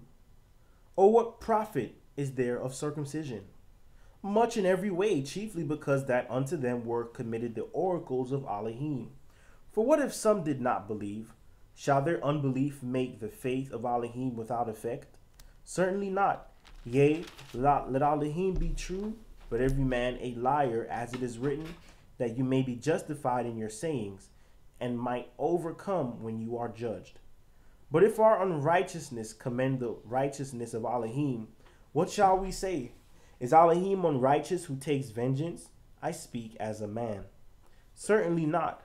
For then how shall Elohim judge the world? How you going to judge the world? Ain't no loss. If Yahshua came, who is the word, which makes complete foolishness. He is the word. Yahshua was the word in flesh. The word is the truth, which is his law. How can he void that and then judge them by the same thing he's voiding them? This makes no sense. You can't, how? So what, I'm just going to be like, he cool with me. He not cool with me. He Israelite. He not Israelite. So it's okay because you Israelite. It's not okay. It makes absolutely no sense. So in order to, it's like going to court and they want to bring a charge against you. They want to put you in jail. What's the charge? Where's the law? What's the statute? Where's the punishment for what I had? But we know they're not saying that there's no law, because if they're saying there's no law, how are they asking you to tithe when tithing is a law? So that law's still good. That law, it didn't fall off the cross. That one stuck there real good. That one had that Gorilla Glue on it. Well, verse 3. Verse 7. Yeah. Oh, we're down there. Okay, cool. 6 and 7. Certainly not. For then how shall Elohim judge the world? For if the truth of Elohim has more abounded through my lie unto his glory, why yet am I also judged as a sinner? And not rather as we be slanderously reported, and as some affirm that we say, let us do evil that good may come, whose judgment is just. What then? Are we better than they? No, in no wise. For we have before proved both Yehudim, Jews, and Gentiles, that they are all under sin. Mm-hmm. As it is written, there is none righteous, no, not one. Nope. There is none that understands, there is none that seeks after Elohim. They are all gone out of the way. They are together become unprofitable. There is none that does good, no, not one. Their throat is an open sepulchre. With their tongues they have used deceit. The poison of asps is under their lips, whose mouth is full of cursing and bitterness. Their feet are swift to shed blood. Destruction and misery are in their ways, and the way of peace have they not known. There is no fear of Elohim before their eyes. But we know that what things soever the law says, it says to them who are under the law, that every mouth may be stopped, and all the world may become guilty before Elohim. Therefore, by the deeds of the law, there shall no flesh be justified in his sight, for by the law is the knowledge of sin. So ain't no animal sacrifice gonna justify you in his sight. Your deeds, you trying to, hey, I built 6 hospitals and call them St. Jude. That ain't gonna justify you. The only thing that can justify you is the Mashiach, which is the word. The word is the only thing that can justify you, because the word told you don't do this sin, and you did it. The word also told you when you sin, repent, restore, and do your best to not do it again. Have a humble and contrite spirit. That's the only thing that can get you right. You don't say, okay, I killed this man over here, but I'm going to go build his mama, a brand new house. Thinking that ain't fixed nothing. But guess what? The mama got a brand new house. And that's why one of the elders' favorite sayings, get away from me, you work of iniquity. I never knew you. You did all this stuff, but guess what? You're a worker of iniquity. You did some good things, but you work sin. Iniquity is sin, transgression of the law. So you ain't gonna fate. I really believe in the Most High as much as, I'm such a really nice. I smile at everybody and I put a bunch of money in the collection plate, but you transgressed the law. You didn't fix that. You did some good things here, but you didn't do that. If my engine is bad and I got bad brakes, I can fix my brakes, put on high sport brakes, put on, drill some holes in it, let it, not be so hot, get some brand new ceramic pads, put some Pirellis on there, do everything. My car ain't going nowhere. My engine is bad, bruh, but the brakes is fire. Thank you. The next owner gonna get the car, swap the engine. He got some fire brakes. Verse 21, but now the righteousness of Elohim without the law is manifested, being witnessed by the law and the prophets, even the righteousness of Elohim, which is by faith of Yahshua Mashiach unto all and upon all them that believe, for there is no difference. For all have sinned and have come short of the glory of Elohim, being justified freely by his grace through the redemption that is in Mashiach Yahshua, whom Elohim has set forth to be a propitiation through faith in his blood, to declare his righteousness for the remission of sins that are past through the forbearance of Elohim, To declare, I say, at this time his righteousness, that he might be just, and the justifier of him which believes in Yahshua. Where is boasting then? It is excluded. By what law? Of works? No, but by the law of faith. Therefore we conclude that a man is justified by faith without the deeds of the law. Now, what are the deeds of the law? Justified the deeds of the law, animal sacrifices. You thinking that you justified because you did the transgression. You didn't fix it, but you did an animal sacrifice because that's the penalty. Yeah, the penalty was, here's the penalty, don't do it again. But we good. And the law is like this here. That's why certain laws say, all right, you get speeding tickets. Yeah, just keep paying my speeding tickets. But then they put points on your license. Because look at, even the government is smart enough to understand that if you got money, you just going to keep speeding and paying a ticket and put 50,000 points on my life. I don't care. And then my insurance go up to $599 a day. I don't care. I'm a millionaire. Peace. You don't speed. So carnal man can figure that out. What makes you think the Most High is so stupid that he going to allow you to keep doing it over and over and over and over and over? And it's okay. It ain't no problem. Because you killed his animal. Verse 29. Is he the Elohim of the Yehudim only? Is he not also of the Gentiles? Yes, of the Gentiles also. Seeing it is one Elohim which shall justify the circumcision by faith and uncircumcision through faith. Do we then make void this law through faith? Certainly not. Yea, we establish the law. Bingo. Verse 31. I never hear them read that one. Matter of fact, I read past this so many times. Do we then make void the law? Nah, we establish the law. Nehemiah snatch or patch out your jaw. Verse 31. Do we then make void the law through faith? Elohim forbid. Yea, we establish the law. Establish. They're not talking about we establish animal sacrifices. We establish the commandments. Christ didn't die. How could his death change righteousness? When Yah told you it was never my intention or joy or pleasure in the killing of the wicked or the death of animals, animal sacrifice. Never did he say, oh, I love this. This is great. Here, grab the little lammy. Grab Lammy. Come here, Lammy. Kill him. Oh, yes. Woo, that was a good one. Look how quick he died. Oh, man, that brother right there slashing throats. He never said that. But he takes pleasure in righteousness. And what is righteousness? Truth. What is truth? This word says this word. And that concludes Romans 3. All right. Excellent. So let's move on. Let's go to Romans chapter 7. And this is why people have a problem understanding the law. Because they're too stuck in carnality, and the law is not carnal. The law is spiritual.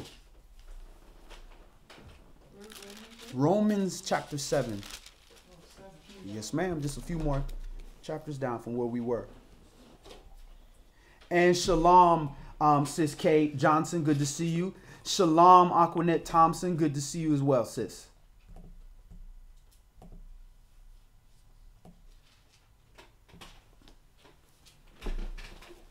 Romans chapter 7 and verse 1. Know you not, brethren, for I speak to them that know the law.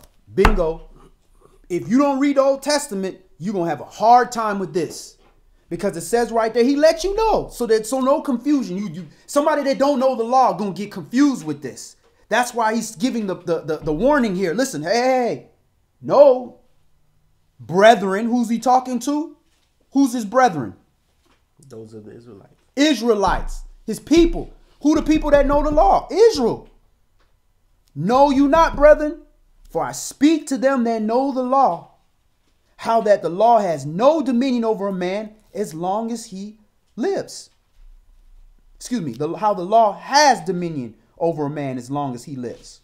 Go ahead. Verse 2, for the woman which has a husband is bound by the law to her husband so long as he lives. But if the husband be dead, she is loosed from the law of her husband. So then, if while her husband lives she be married to another man, she shall be called an adulteress. But if her husband be dead, she is free from that law, so that she is no adulteress, though she be married to another man. All right. So again, he's using carnal explanations to compare something. A woman cannot, that's why it says adulteress, cannot be married to two men. So if she, with another man, she's committing adultery. So how does that apply to the law? Well, we were married unto Yah.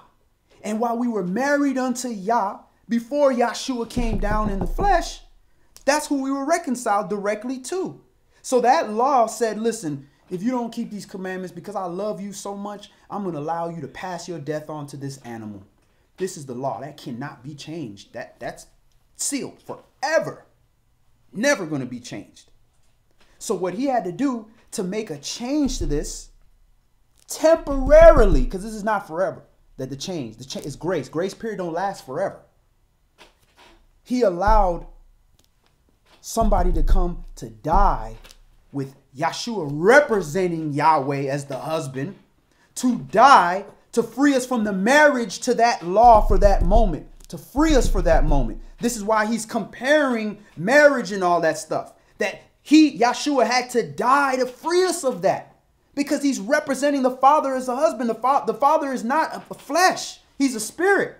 If he chooses to manifest into a man, he manifests into Yahshua in perfection, and he manifests into us when we are walking in righteousness. So he's giving us that comparison so we can understand. Go ahead. Verse 4.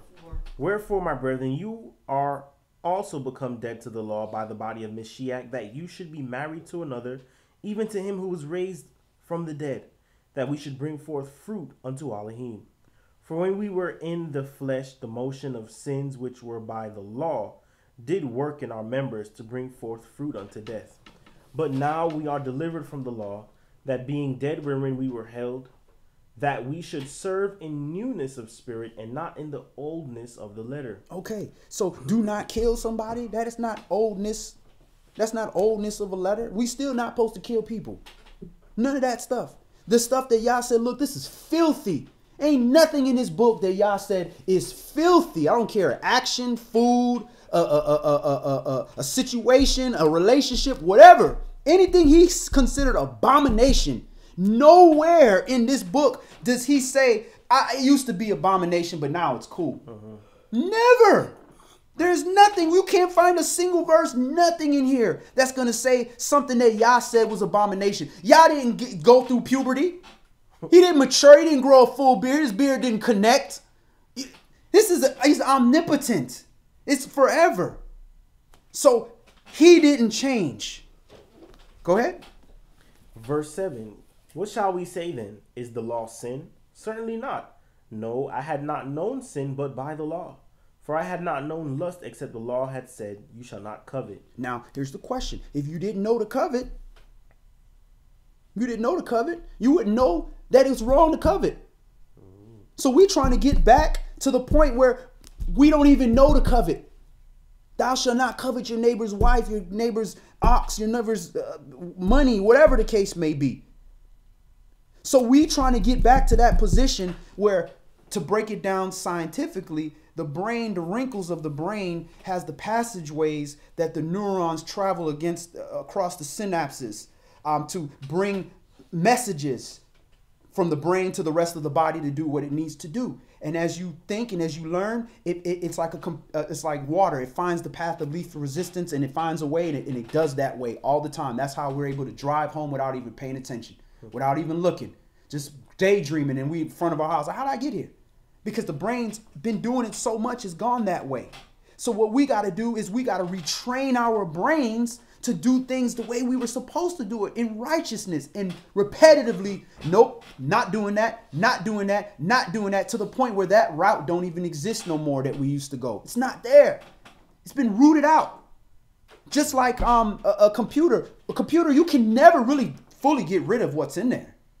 You can only wipe it out so that it doesn't remember to do that, but it's still there. So that's how we are. It's still going to be here, but it's not going to travel that passageway. It's been wiped, like when we wipe our stuff. But what we like to do is hack back into that computer and pull up that stuff that we deleted. That's what we like to do with our sin. Yeah, we stopped doing that, but then we want to hack back in there and go back and start doing those things again. Verse 9. For I was alive without the law once, but when the commandment came, sin revived and I died. And the commandment which was... Go ahead, verse 8. Verse 8. But sin taken occasion by the commandment wrought in me all manner of concupiscence. For without the law, sin was dead. For I was alive without the law once, but when the commandment came, sin revived and I died. And the commandment which was ordained to life, I found to be unto death. Okay, so I was alive without the law once. You can look at it when he was a child, didn't really know nothing.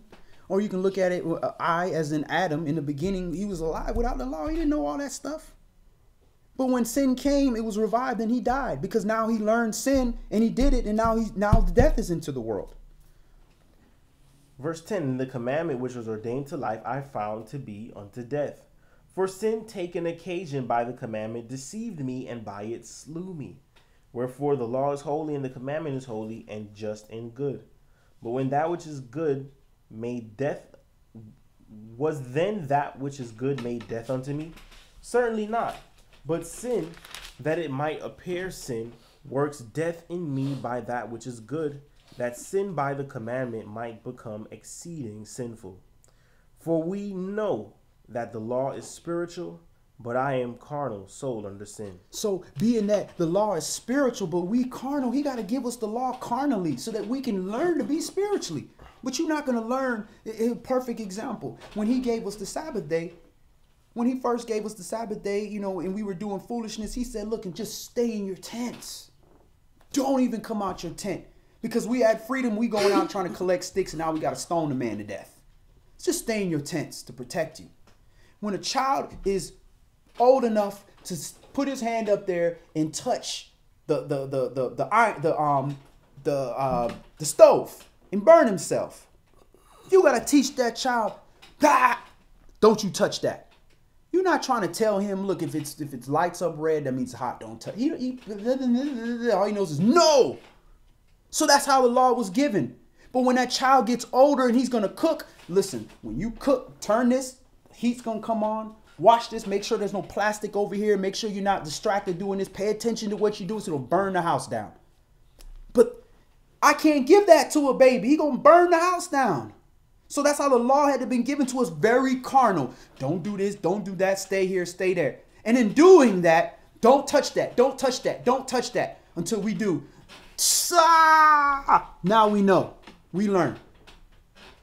Go ahead. This is verse 15. For that which I do, I allow not. For what I would, that I do not. But what I hate, that I do. If then I do that which I would not, I consent unto the law that it is good. Now then, it is no more I that do it, but the sin that dwells in me. For I know that in me, that is in my flesh, dwells no good thing. For to will is present with me, but how to perform that which is good I find not. For the good that I would, I do not, but the evil which I would not, that I do. What if... Now, if I do that I would not, it is no more I that do it, but sin that dwells in me. I find in a law that when I would do good, evil is present with me.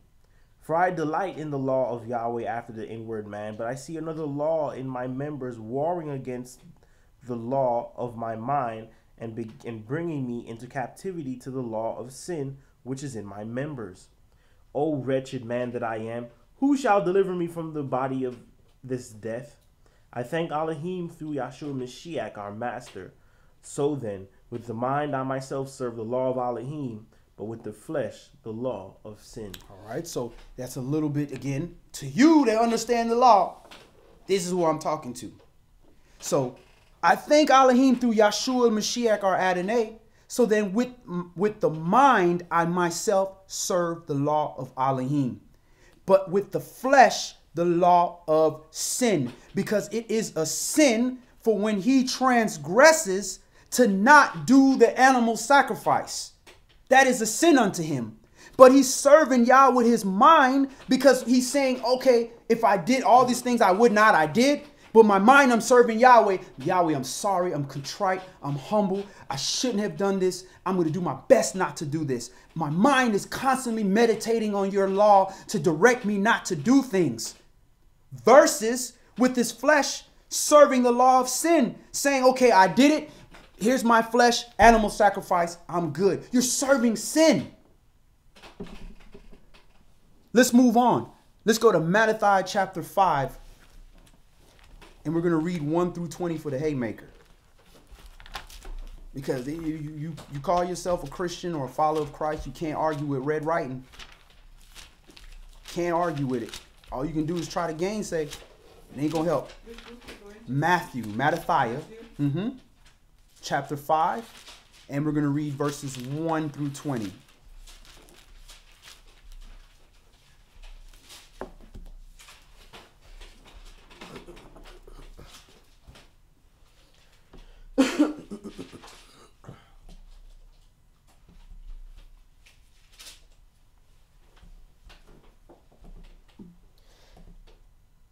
Matthew chapter 5 and verse 1. And seeing the multitudes, he went up into a mountain, and when he was set, his disciples came unto him. And he opened his mouth and taught them, saying, Blessed are the poor in spirit, for theirs is the kingdom of heaven. Blessed are they that mourn, for they shall be comforted. Blessed are the meek, for they shall inherit the earth. Blessed are they which do hunger and thirst after righteousness, for they shall be filled. Blessed are the merciful, for they shall obtain mercy. Blessed are the pure in heart, for they shall see Elohim. Blessed are the peacemakers, for they shall be called the children of Elohim. All right, so blessed are the pure in heart, for they shall see Elohim. But now, Jeremiah tells us, man, the heart is exceedingly wicked. Who can know it? So how do we get a pure heart? When we know that the heart is so wicked, we can't even understand our own hearts. That goes back to be you perfect. We'll never be perfect to the point we never made a mistake. But when you look at that Hebrew word for perfect, what it means is unspotted. So to be unspotted don't mean you've never had a spot. That means when you got that spot on your wedding garment, which is your spirit, you got that spot on your spirit, which is a spot on your heart. You clean it, you cleanse it, you purge it, you get rid of it, you fix it. And if it gets back on there, you wipe it back off. You keep until it can't get spotted anymore. Till you keep trying. You don't just keep putting spots on it and wipe it off when somebody come around. Now you ain't mocking Elohim. You know what's up. But you trying, and a new spot here. Just keep cleaning and cleaning. When we get dirty, we take a bath. Unless you like being filthy, you want to be unclean, then you ain't gotta take no baths. So it's the same concept. So to be pure in heart don't mean that what they like to use, oh, my heart is pure. God know my heart. That's not what this is talking about here. Blessed are those that are trying to keep their heart in an unspotted way, which means they looking at that ugly image in the mirror, look that we have, and saying, oh man, I gotta fix these teeth. I gotta fix this broken jaw. I gotta get all this dirt off my face. I look horrible. But instead now we want to put the shades on, cover everything up, stay in the dark, and walk around like everything all good. But the man who's going to look at that ugly image and remember how ugly he is and try to do something about it is the one that's going to work towards getting that pure heart. Mm-hmm. Verse 7. Blessed are the merciful, for they shall obtain mercy. Blessed are the pure in heart, for they shall see Elohim. And they shall see Elohim, because when you're pure in heart, you're going to do the actions that Yeshua do, this word. So when they see you, they seeing Yahweh, because the righteousness in you is him. So that's how they see Elohim. They're going to see him here on this earth, and they're going to see him when he come back to this earth. Go ahead. Verse 8. No. We're at verse 9. Verse 9. Blessed are the peacemakers, for they shall be called the children of Elohim. Blessed are they which are persecuted for righteousness' sake, for theirs is the kingdom of heaven. Blessed are you when men shall revile you and persecute you and shall say all manner of evil against you falsely for my name's sake. Now, blessed are you when men shall revile you and persecute you and shall say all manner of evil against you. We like to stop right there, because people talking about me. People say, is it true? Did you do the thing? They not wicked. Now, they're not supposed to be talking about you and doing all that stuff. They're supposed to talk to you about it. But at the end of the day, this only applies against you falsely for his sake, for the word's sake. So just because the world hates you or like you, that don't mean you sanctified. If the world don't like you for keeping the commandments, then you like Yahshua. Go ahead. Verse 12. Rejoice and be exceeding glad, for great is your reward in heaven, for so persecuted they the prophets which were before you. You are the salt of the earth, but if the salt have lost its savor, wherewith shall it be salted? It is henceforth good for nothing, but to be cast out and to be trodden under foot of men. All right, so verse 12, let's do a quick clarification. Rejoice and exceeding glad, for great is your reward in heaven. So this reward in heaven, does that mean you going to heaven to get that reward? Nah, your reward in heaven is the most high in Yahshua, in the kingdom of heaven coming to you. That's a reward for you if you're walking in righteousness. That ain't a reward for the people in wickedness. Because when Yah show up and Yahshua show up, the people in wickedness are finna burn. That ain't a reward. That's not a good reward. Read 13 again. You are the salt of the earth. But if the salt have lost its savor, wherewith shall it be salted? That salt is like this righteousness. Our culture is righteousness. That is the Hebrew culture. Righteousness, this law. If we don't have the law, what good are we? What good are we, a nation of people, of servants that don't serve? What are you worth? Go ahead. It is henceforth good for nothing but to be cast out and to be trodden under foot of men. You are the light of the world. A city that is set on a hill cannot be hid. Neither do men light a candle and put it under a bushel, but on a candlestick, and it gives light unto all that are in the house. Let your light so shine before men that they may see your good works and glorify your Father which is in heaven. Think not that I am come to destroy the law or the prophets. I am not come to destroy, but to fulfill. What's fulfill? G what? G 41:37. All right, so this is red writing. If you have any question what Christ came here to do, if you think that he came here to end these laws or law, anything, even animal sacrifice, he didn't end it, because when we get in Ezekiel, you see it's coming back in the new kingdom. G what? 41:37. All right, so fulfill is pleroo, and that's spelled P-L-E-R-O-O. And that's from G 41:34, to make replete. That is to cram a net, level up, or to furnish, imbue, diffuse, influence, satisfy, execute, finish, verify, finish a period or task, by the way, or coincide with a prediction, accomplish, complete, expire, fill up, fulfill, fully preach, perfect, supply. None of that means that, I came to, it's over. I came to do away with that. And how you know? Because he told you point blank, think not that I come to destroy the law or the prophets, period. He didn't come to destroy all that stuff. So if the prophets came and said, look here, you ain't going to be doing animal sacrifices for a period of time, I ain't come to destroy that.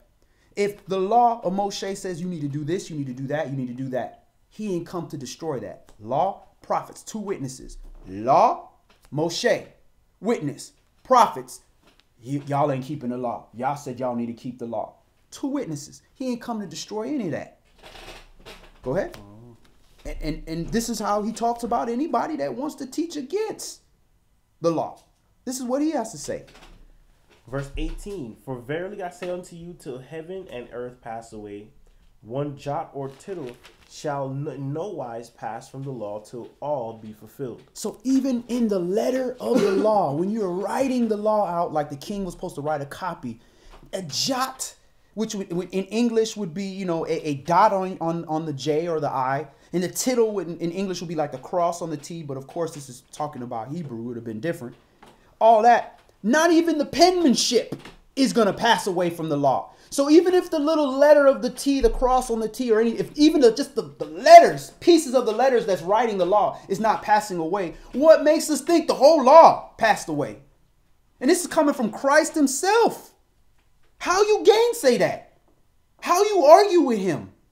The only way we can argue with him is because that is what we were taught, and our flesh wants to do that. That's it. Go ahead. Verse 19, whosoever therefore shall break one of these least commandments and shall teach men so, he shall be called the least in the kingdom of heaven. Now, do you want to be the least in the kingdom of heaven? No. You be so least that you're not in the kingdom of heaven. Go ahead. But whosoever shall do and teach them, the same shall be called great in the kingdom of heaven. What about that guy that just teaches them? Where's he at? He in the middle? Bruh, it says point blank, you're going to have to do and teach, or else you a hypocrite. Go ahead. The same shall be called great in the kingdom of heaven. For I say unto you that except your righteousness shall exceed the righteousness of the scribes and Pharisees, you shall in no case enter into the kingdom of heaven. So he was talking about them scribes and Pharisees, because he said, look here, man, they going to tell you, what to do, because they going to tell you what the law say. They're supposed to do that. Supposed to tell you what the law say. But they not doing it, because they saying, I don't got to keep this law, man. I'm good.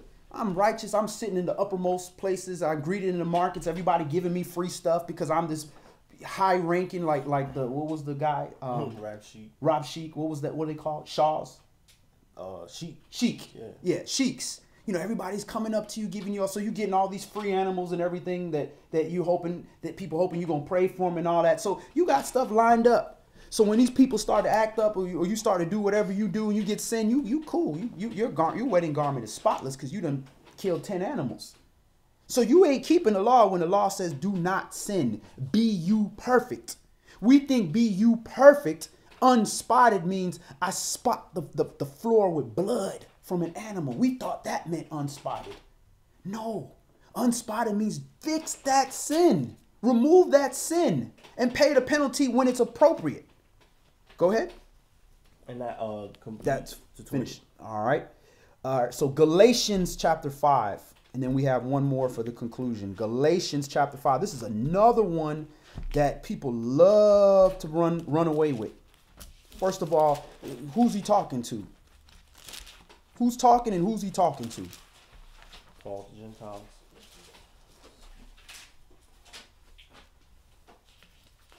All right. The epistle of Galatians is addressed to a group of churches in Galatia, which was located in the center of what is known as Asia Minor. The original inhabitants were Phrygians with a religion of nature worship. We not Phrygians. We were scattered there. We had some of us there, but that's not who Paul was going to. Paul was talking to Gentiles. He was talking to other nations. He told you, I magnify my office. I'm the apostle of the Gentiles. He talking to Israelites that didn't know they was Israel, which would be considered a Hellenist or whatever. And then he's also talking to proselytes, people that ain't got nothing to do with Shem at all, but wanted to learn righteousness. That's who he sought after. And I believe when it mentions Phrygians, I believe Phryg is a goddess. Yeah, that's why that term meant you friggin'. That's Friday. Friday is from Phryg. That was a curse. A love goddess, an Anglo-Saxon paganism. Right. That's where Friday came from. Came from Phryg, and that's why I know my dad used to say that all the time. Man, the friggin' thing, the friggin' door, this, that, and it was a curse because you're not even supposed to mention the name of a pagan god. And look, they got us mentioning it every day. Sunday, sun god. Monday, moon god. Tuesday, Tyr. Wednesday, Woodensday. Thursday, Thor. Friday, friggin'. Saturday, Saturn. They got us mentioning even in these days. That's why we had to reprogram ourselves. And it took a minute for me to figure that out. Oh, I see you. Bible study is on third day. It's on Wednesday? Nah. What they call Tuesday. Easy way to get that out of your mind is to look at the Sabbath. The Sabbath is the seventh day of the week. Every other day is in relationship to how far it's from the Sabbath. One day from the Sabbath is what? Rishon. Or what's the pagan day? First day, Sunday. Right. He's so trained, he don't even want to say it. I'm trying to get him to say it so that, you know, people that don't understand it can figure it out. But his brain is already, it's not even in his vocabulary. I had to like spell it for him. 6 days from the Sabbath is what? Frig. The friggin' day. Right. Friday. So that's how you figure it out. Sabbath day is the last day. A day, every day after is in relation. That's sanctification. It's sanctified because it's the only day that was given a name. Sabbath day. All right, so we're Galatians chapter 5. Let's start this at verse 1. Stand fast, therefore, in the liberty wherewith Mashiach has made us free, and be not entangled again with the yoke of bondage. Behold, I, Paul, say unto you, that if you be circumcised, Mashiach shall profit you nothing.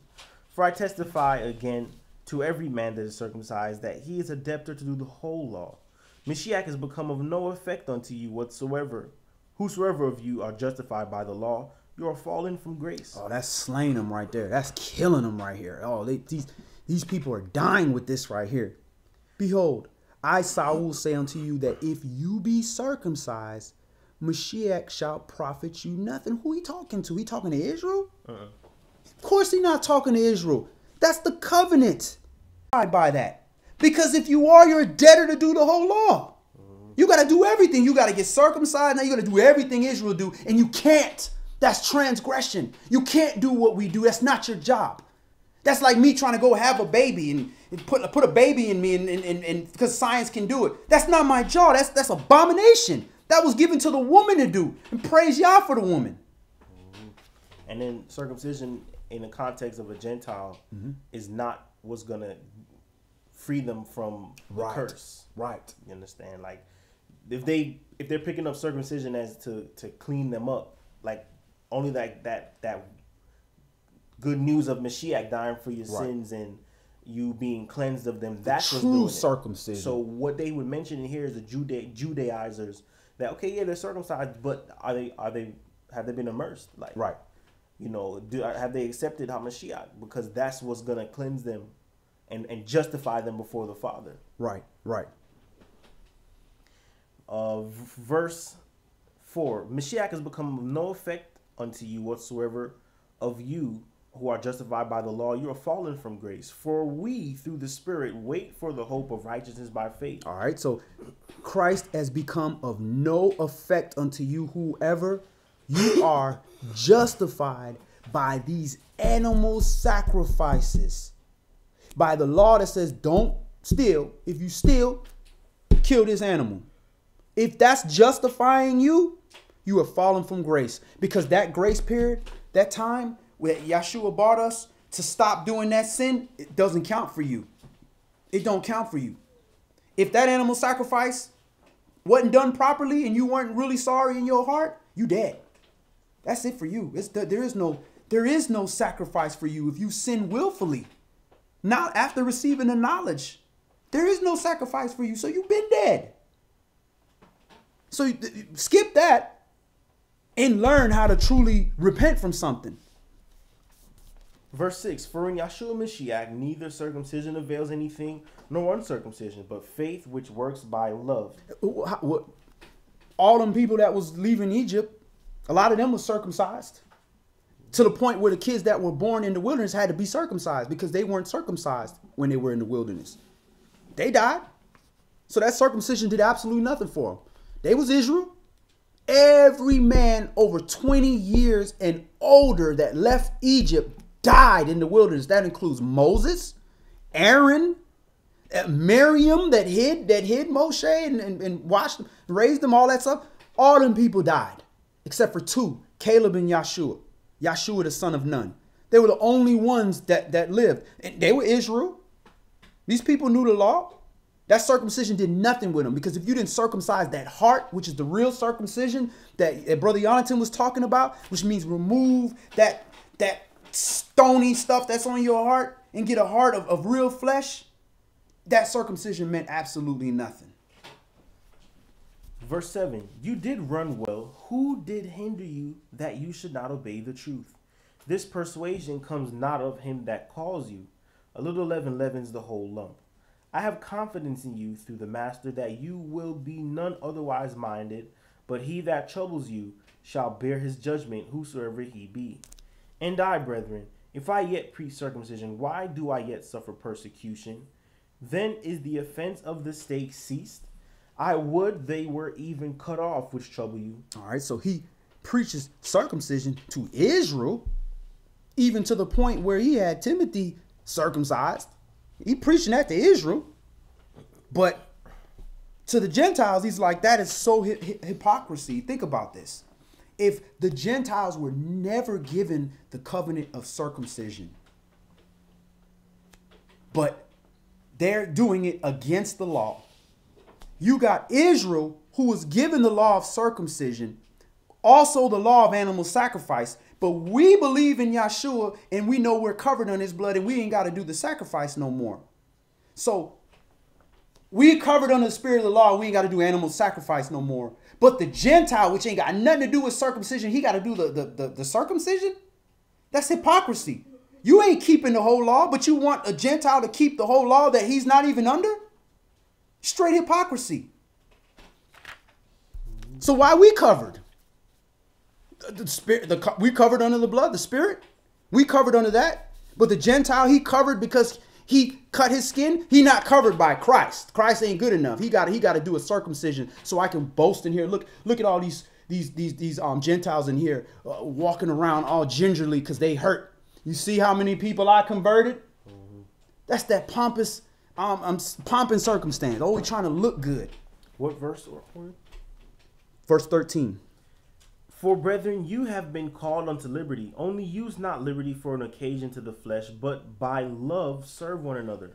For all the law is fulfilled in one word, even this: you shall love your neighbor as yourself. You got to learn to love yourself before you can love anybody else. But if you bite and devour one another, take heed that you be not consumed one of another. This I say then, walk in the Spirit, and you shall not fulfill the lust of the flesh. For the Spirit lusts against the Spirit, and the Spirit against the flesh. Oh, for the flesh lusts against the Spirit, and the Spirit against the flesh. And these are contrary the one to the other, so that you cannot do the things that you would. But if you be led of the Spirit, you are not under the law. Now the works of the flesh are manifest, which are these: adultery, fornication, uncleanness, lasciviousness, idolatry, witchcraft, hatred, variance, emulations, wrath, strife, seditions, heresies, envyings, murders, drunkenness, revelings, and such like, of the which I tell you before, as I have also told you in time past, that they which do such things shall not inherit the kingdom of Yahweh. So if this law was done away with, then how are these things wrong? All these things are laws. Adultery, law. Fornication, law. Uncleanness, lasciviousness, idolatry, witchcraft, hatred. All these things are laws. And how do you know what the law pertaining to these things are? You got to go look at the law. So how can these things be wiped away? How can the same, does that make sense? If you are led by the Spirit, you're not under the law. So that means you ain't got to do the law. You can do whatever you want because you're being led by the Spirit. But if you do all these things that the law say don't do, you ain't making it into the kingdom. That's so contradictory. That doesn't make any sense. If you are looking at it thinking that it's the whole law you ain't got to do except for 10 commandments. That makes no sense. Go ahead. And I mean, let me clarify that. All the laws are contained in the 10 commandments. Let me just clarify that. The 10 commandments are broken down into more specifics with the 613. Because this is how you love Yah and not serve another God. Go ahead. But the fruit of the Spirit is love, joy, peace, long-suffering, gentleness, goodness, faith, meekness, temperance. Against such there is no law. And they that are Mashiachs have impaled the flesh with their affections and lusts. If we live in the Spirit, let us also walk in the Spirit. Let us not be desirous of vainglory, provoking one another, envying one another. All right, let's go to the conclusion. Let's go to Ephesians chapter 2. And shalom, brother Melvin Shelley. Good to see you, family. And shalom, brother Jonathan Rosero. Good to see you. Brother Nathan.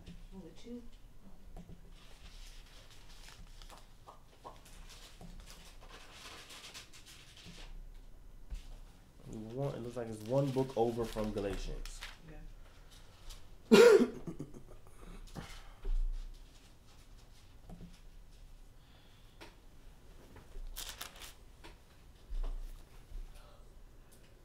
Ephesians chapter 2 and verse 1.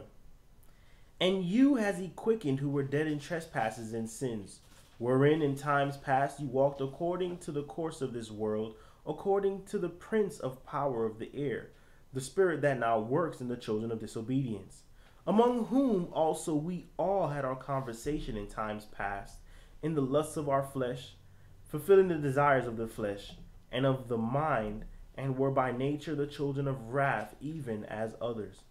But Yahweh, who is rich in mercy, for his great love wherewith he loved us, even when we were dead in sins, has quickened us together with Mashiach. By grace you are saved, and has raised us up together and made us sit together in heavenly places in Mashiach Yeshua, that in the ages to come he might show the exceeding riches of his grace in his kindness toward us through Mashiach Yeshua.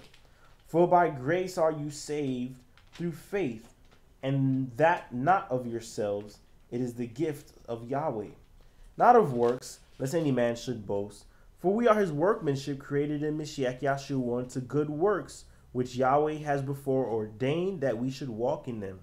Wherefore remember that you, being in times past Gentiles in the flesh, who are called uncircumcision by that which is called circumcision in the flesh made by hands, that at that time you were without Mashiach, being aliens from the commonwealth of Yasharal, Israel, and strangers from the covenants of promise, having no hope and without Elohim in the world. But now in Mashiach Yeshua, you who sometimes were afar off are made near by the blood of Mashiach. For he is our peace, who has made both one and had broken down the middle wall of partition between us, having abolished in his flesh the enmity, even the law of commandments contained in ordinances, for to make in himself of two one new man, so making peace. Bingo, there you go. Having abolished in his flesh the enmity, even the law of commandments contained in ordinances. This is talking about the ordinances pertaining to animal sacrifice. The shadows. He's not talking about you can kill people, you can rape, or you can, because guess what? If it's only just those 10 commandments, why are you not having a child with your mama? Because that's not according to the commandment of Yah. Why you not having a child with your sister? Because that's the commandment. So he did not die so you could be a homosexual. Mm-hmm. He did not die so you could sleep with your mama. If it was wicked back then, it's wicked right now. But what he did is remove the ordinances pertaining to animal sacrifices, the ceremonies, the going to the altar and sprinkling blood and doing this and killing the animal, and every time the Shabbat comes, we slitting 10 goats' throats and all that. That's those ordinances. That's what he put away, not the law. Because if that's the case, where in here does it say, okay, all the laws is done away except for these laws right here? You just, all you got to do is these. But what? It don't say that. So that means it's up to interpretation for people to say, well, it's okay to be a homosexual over here because he loves everybody. But over here, you can't be a homosexual. So where the homosexual going to go? Over there. We're going to create a new denomination over here. The one that like to sleep with their mothers and sleep with little girls, this is the congregation of that. It's okay because it's not in the 10 Commandments. So we're going to go over there because I'm a pedophile. So it's up to man to figure out what he want to do. No, but if it's just, listen, repent. Same thing y'all been telling you from the beginning. Stop sinning. Don't sin, repent. Yeshua came here. Don't sin, repent. I'm dying, so you can stop doing that and we can stop killing these animals. That's the only thing his death did. It didn't say you can go steal, kill, worship as many gods as you want, worship pagan holidays and all that stuff. He don't say nothing in here for that. How can his death, does that make sense? Again, I try to put things in layman terms. If my daddy told me, if you bring another C or D home, because C or D in my household was like, you failed. You was like the worst student in the world. You got a C or a D. Like, I was like, but I passed. Nah. If my daddy say, if you bring a C or a D home, you grounded. I bring a C or a D home, he says, you grounded. He go to work the next day. He see me out there. I'm open. Catching the pass. What you think he gonna do? You know what? This kid just don't listen. Let me go ahead and kill my firstborn son so he can not listen to what I had to say. What a earthly father is not going to reward you for, when I punish you for not doing the right thing, reward you and say, go ahead and do the right thing, because you're not going to do the right thing. So just go, it's too hard for you to do the right thing. Let me just reward you. Continue doing the right thing on the wrong thing. That don't make sense to an earthly person. So you think a perfect Elohim is going to think that way? You didn't keep the Sabbath. So I killed you. I killed your children. I put you in slavery. I stole your heritage away from you. Didn't allow you to know who you were. You walked hundreds of years not having a clue who you were. People calling you a color. People calling you by the two people that had you in slavery. Africans that sold you in slavery and Americans that bought you in slavery. Called you by a haircut. You were Afro-American. Call you. We a whole two continents. We American. Which one? South American or North American? We the only one known by a continent. Go ahead and call a Frenchman a European. Or white. Call him white. He'll look at you like you crazy, man. I'm a Frenchman. I'm an Italian. I'm this, I'm that. So he gonna punish us, give us all these punishments for not keeping the commandments. Then say, all right, the punishment is over. You ain't got to keep commandments. Obviously, not keeping the commandment was so serious that no matter how much Yah loved his children, he punished us severely. That hurt him more than it hurt us. That's that statement your parents tell you. It's going to hurt me more than it hurts you. It was true with him. It was true with him. I don't think it hurt you more than it hurt me, Mom. Where I used to get them spankings, man. I think it hurt me more. But anyways, I ain't going to call you no liar, though. But anyway, so it doesn't make any sense. But if you don't want to face the truth, you don't want to change, you're going to believe whatever you want to believe. Just like a woman, you come home with lipstick on your collar and all that. I was at the Mac counter, buying you some perfume. And I fell and hit the lipstick, and they were spraying. You know how the lady walk up to you and spray perfume? You want to smell this? She sprayed, and I walked through it. Well, another person, and that's why I smell like it. She know you lying, but if she wants to accept the lie, well, he said he was at the store, and we call that woman stupid. We that stupid women when we let our flesh, that's only concerned with one thing, pleasing itself, fool us that what makes no sense in English, in common sense, in earthly terms, makes sense to us. And all we need is one other person to say, yeah, you're right. So we can both. Misery love company. Yeah, okay, cool. Go ahead, Op. Verse 16. And that he might reconcile both unto Elohim in one body by the stake, having slain enmity thereby. And came and preached peace to you, which were far off, and to them that were near. For through him we both have access by one Spirit unto the Father. Now therefore you are no more strangers and foreigners, but fellow citizens with the saints and of the household of Elohim. And they do. They become, is he talking to Israelites? Nah, you already our bloodline. You already a citizen. He's talking to anybody. I don't care what nationality you are. If you get the real circumcision, which is the circumcision of the heart, because Israel got to get two circumcisions. Gentile need one circumcision. Circumcision of the heart. That's all that matters. We got to have both. Because we can be circumcised of the heart, but if we don't have the other circumcision, y'all going to be like, that was given to you. Even Abraham did it. In his elder age did it. And this was a man that was a friend of Elohim. So if he had to do it, who are you? Even Moshe and his son who had a mother of another nation, he still had to do it. So that lets you know where your nationality is. Your nationality is your father. Because He rolls with Moshe, you're a great man. Then the next verse, and Yahweh sought to kill Moshe because he did. Whoa. Because he didn't want to, because he didn't make his child get circumcised. His child was Israel because his father was Israel. Go ahead. Verse 19. Now therefore, verse 20. And are built upon the foundation of the apostles and prophets, Yahshua Mashiach himself being the chief cornerstone, in whom all the building fitly framed together grows unto a holy temple in the Master, in whom you also are builded together for a habitation of Elohim through the Spirit. All right, that's all we're gonna do today. So let's keep in mind that in order for us to enter into this kingdom, we have to be perfect, and to be perfect means we have to work on removing the spots on our garments, which is our transgressions, our mistakes. We have to move them, and just because you look at your shirt, you be like, oh, I only got one spot right here, I'm good. What about the back? What about your back? What about down here? You got to move all those things, and sometimes you can't see it. You got to have somebody look. Hey, you see something? Yeah, you got something right there. Can you get that for me? Can you help me? You got to get rid of all that stuff, so you got to work on it. But there's gonna be certain spots, just like in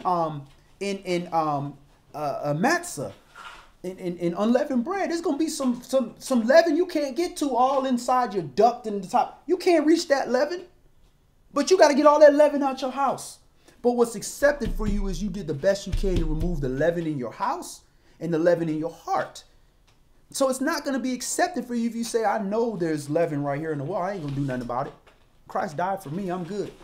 That ain't going to cover you because you're not being perfect. You're not trying to be spotless. He knows you're not going to remove all the spots. That's how merciful he is. That's like somebody telling us, I know you can't afford this. Just give me what you got. Give me everything you have. And then you give them $20 and you got $5 in your pocket. That ain't good enough. That's when them people that sold their house, Ananias and Sapphira, they sold their house and then try to get back some of that because they didn't truly believe. So if you ain't trying to remove all the spots you see, it's because you don't truly believe in this word. You believe what the adversary told you. No, just fall down and worship me. I can give you all this stuff. It didn't say it was a sin to fall. It said a righteous man falls 7 times. But what does he do? He gets back up. So to worship the adversary, the devil, it's not say, I worship you, Satan. Oh God of the lights or whatever. No, you worship Satan when you purposely do a sin and you sit in it and you don't care. Because he said, look, all you got to do is fall down and worship me. You fell and you stayed there. That's how you worship. You bow down. So any last questions or comments before we close in prayer? Anybody? Bueller? All right. And tada everybody for the encouraging comments on this class. I'm glad it was very informative. Let's go ahead and end in a prayer. And the phone usually don't even last 2+ hours. It went 2.5 hours, the battery on this phone. Wow. You gonna use? Even my cell phone cut off and ran out of battery. But the one house phone that never makes 2 hours lasted for this class. All praises. Brother Jonathan, can you go ahead and close us out in prayer, please? All brothers remove their head coverings. All sisters pray with their heads covered. And we face the east towards Jerusalem. Heavenly Father, Yahweh, we praise you, O Yah. We give you thanks for all your goodness and your mercy toward us, O Yah. You give us good gifts, O Yah, your own children, even more than what we deserve, Yahweh. So we come before you, Yahweh, with our hearts bowed down in submission to the things that you have for us, O Yah, and the gifts that you've given us, O Yah, and the spirit that you've placed within us to hear your word, unstopping our ears so that we may be obedient unto your word, O Yah. Be with us, O Yahweh, and clear a path before us that we may walk without stumbling, O Yah. And if we do kick our feet against the rocks, O Yah, send your angels to help us, O Yah. Send your spirit and your ruach to strengthen us so that we may get our footing back and continue this race that you've ordained for us to walk, Father. We thank you, Yahweh, and we bless you, and may we continue to manifest our deeds before you to show that we are repenting of our wrongful works, O Yah, and our sins, O Yah, learning how to love our brethren as ourselves. In Yeshua's name we pray. Amen. Amen. So yeah, like I said, I think I had Revelation I'm just sitting there thinking, actually, I got my clothes on